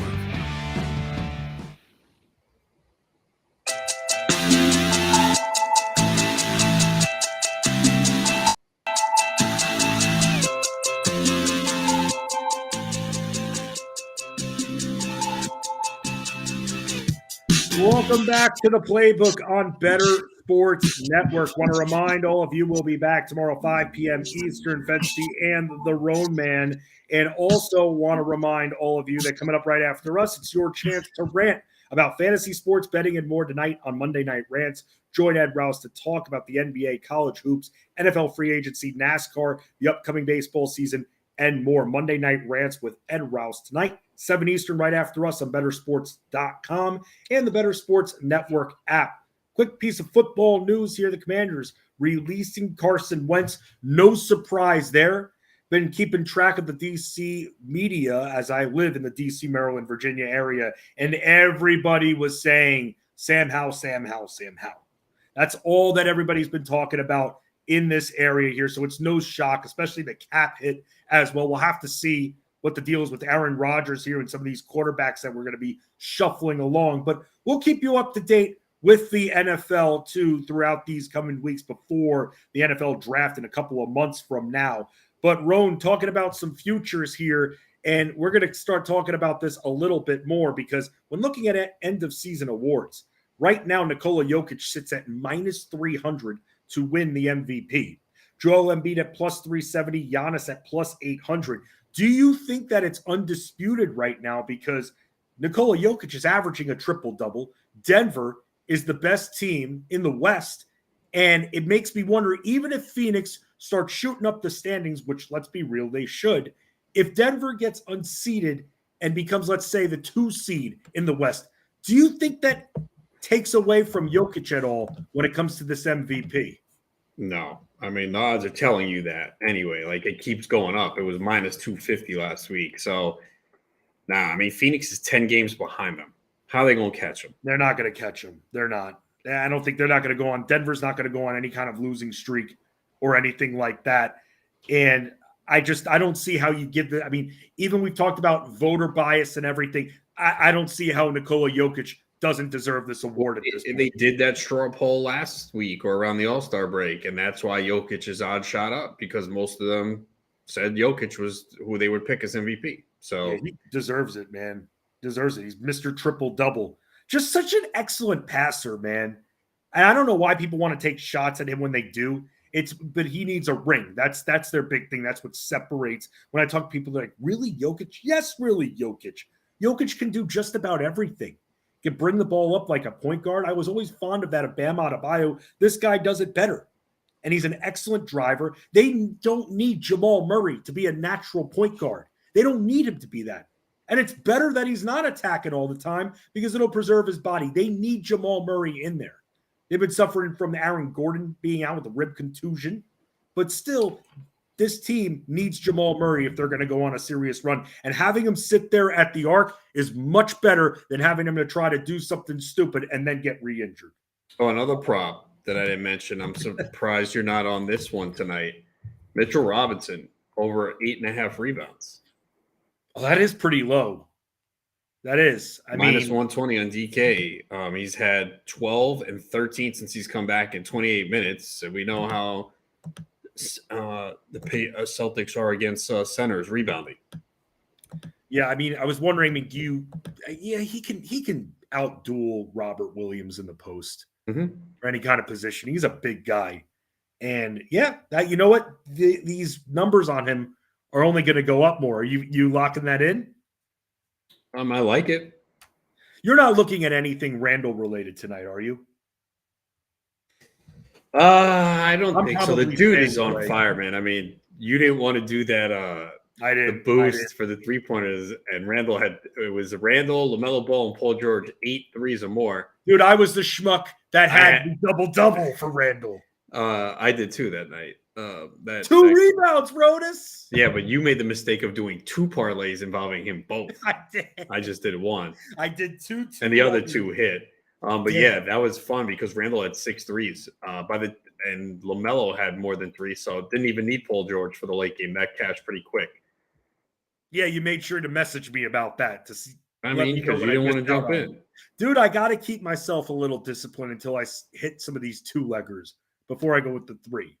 But, I mean, you and I talked about it. I liked it. But until I hit more of these 2-leg parlays, I'm not advancing the 3 just yet.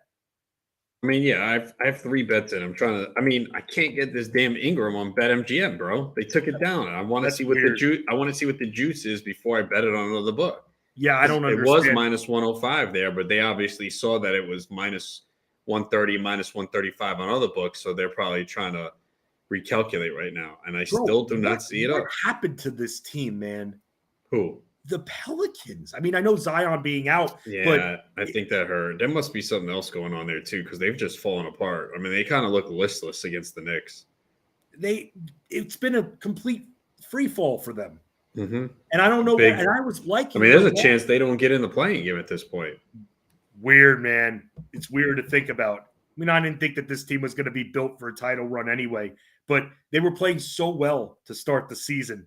Zion goes down. Just a hard guy to build around. Very hard guy to build around. And he can't stay healthy at the end of the day. Good when he's on the court. He's a banger. You're not going back to Markelle Fultz tonight? We haven't talked about it. We haven't talked about it just yet. I don't know, man. I'm probably right now. I have 3 bets in. I have my 3. LaMelo Ball rebounds and assists. I'm going the over on that. I've got your Mark Williams over rebound prop that makes a lot of sense. And then I got the Derek White easy way out prop that you said, the over 3.5 assists, which watch, that's the bet that's not going to hit. I mean, to me, it makes sense. It's a low number. It should hit. It absolutely should. But those are the 3 bets that I have in right now. So how many? So wait, you have just 3 in? 3, yeah. I mean, there's a lot that I like, but I'm not going to bet all of it, man. Nice. The Magic tonight are going to be starting Fultz, Harris, Wagner, Doncaro, Carter. No surprises there. You've got the Sixers, Harden, Melton, Harris, Tucker, and Bede on that front. Already seeing, by the way, some injury notes here. You know, we might have a return here. Finally, guys missed 20 games. Kevin Porter. Bro, I do the injury report on fantasyalarm.com. There has been such little information regarding this guy's health. The reports have just started coming out in the last couple of days here, so we can finally see him make his return here. And other injuries, yeah, we're seeing Russell's doubtful. There's going to be some value in DFS for some guards here. Might have to bring on one of our boys. We're actually going to be talking tomorrow with Ray Kuhn. You ever talk with Ray Kuhn? You know who he is? I do, yeah. I think I did at one point. Yeah, he's going to stop by tomorrow to talk a little fantasy baseball strategy with us. Maybe we can burn him with a few questions as well. With no Kyle Lowry, Gabe Vincent, who I thought would be taking advantage of this opportunity, he really hasn't, especially on the production end.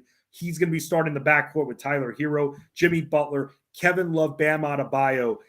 I've been asked a zillion times about Love's waiver wire value, whether or not it's worth picking him up. And to me, can he handle a lot of minutes, consecutive nights? Can he handle a lot of minutes just in general? Or are they going to have to streamline him? I've been telling people no, man, and picking him up, or just be careful on dropping a more established player. But I don't know, man. I'm starting to kind of turn a little bit because you know what Bam can do, and he complements Bam nicely if he's just going to be camping out at the arc the entire time. Yeah, I think he's fine if he's going to get the minutes. I think he could be productive for them. Yeah. We talked about this with the Hornets. No PJ Washington tonight here. You mentioned Hayward. Is he officially out? Yeah, he's out. All right. Could put him in my IR then once they put him on that. Yeah, you versus me this week, man. With you as the You're one. excited? I mean, I'm not excited because I'm not going to make the playoffs once again in your league. Kind of pissed off, actually. That's 0 for 3? I know, man. It's 0 for 3. God. I'm kind of pissed about that, actually. I really wanted to get into the playoffs. I thought I had a very nice draft. Nope, I did not. The issues that I faced the last 2 years, and next year I got to think about this a little bit more, is risking an early draft pick, meaning a first-round pick on someone who's notorious for getting injured. And unfortunately for me, the signs were there with LaMelo Ball. I still ignored them because of the stupid, loose reporting in Charlotte. Oh, the ankle injury. He'll be fine. He'll miss maybe a week or two into the season. And he's missed a lot more than that. And these rosters, by the way, that we have in this league, very deep here. So a lot of it does come down to your draft, man. I have not been able to crack the code when making the playoffs. You're first place every year. Spill the secrets, man. What do you do that I don't do? Because I've been very active on the waiver wire. I have a better draft than you. I guess so. That's got to be the only reason. I think you've been the 1 seed every single year since I've entered this league. And I don't know what else. Did I win both years? Yes, you have. I did. You're gonna win this year too. I don't know, man. You know how it is, man. My team's good, but there's the other 3 teams are good, and it comes down to it's one given week, man. If they have more games played than me or better matchups, or I get a couple injuries, it's tough, man. They still don't have Brandon Ingram's points, bro. Like, yo, what is going on BetMGM? Yo, it's ridiculous. I logged in, I logged out several times because it's minus 135 on Bet365, and I think it's also minus 135 on it's minus 125 on DraftKings at 25.5. Maybe I'll just get it now instead of waiting. Here's a thought: since you have Kelly Oubre on your team, where's my Kelly Oubre point prop?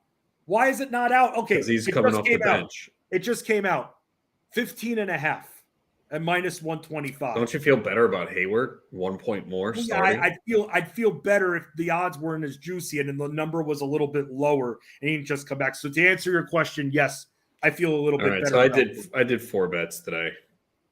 Oh, what'd you end up doing for the 4th bet? Ingram over 25.5, Williams over 9.5, Tatum over 31.5, and Derek White over 21.5 points and assists.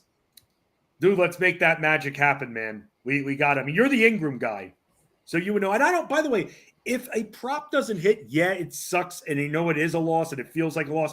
But when you see a player getting the shot volume, man, you can't fully blame yourself. Yeah, that cold nights. Yeah, look, if a guy's taking 22 shots, man, like you're like, okay, it was a good bet. He had a poor shooting night. That's going to happen. He shot 31%. So those are the ones I don't get upset about. I get upset more at your parlays that missed by one leg in 1 point. Yeah, Kuzma, man, 18. You can't score 18 points with no Porzingis. He gets 10. I don't get that. Damn, should I play the Embiid under? Here we go. I'm gonna stop. Slate 4 bets on a 4-game slate is kind of a lot. You asked me, you're like, how many bets you want me to make? And then you're slowly starting to add an uptick in bets. I do. I think Embiid does not have a big night. Listen, we'll have to see, man. Well, see, you and I are going to be riding together a lot tonight, man. I like the bets that you place.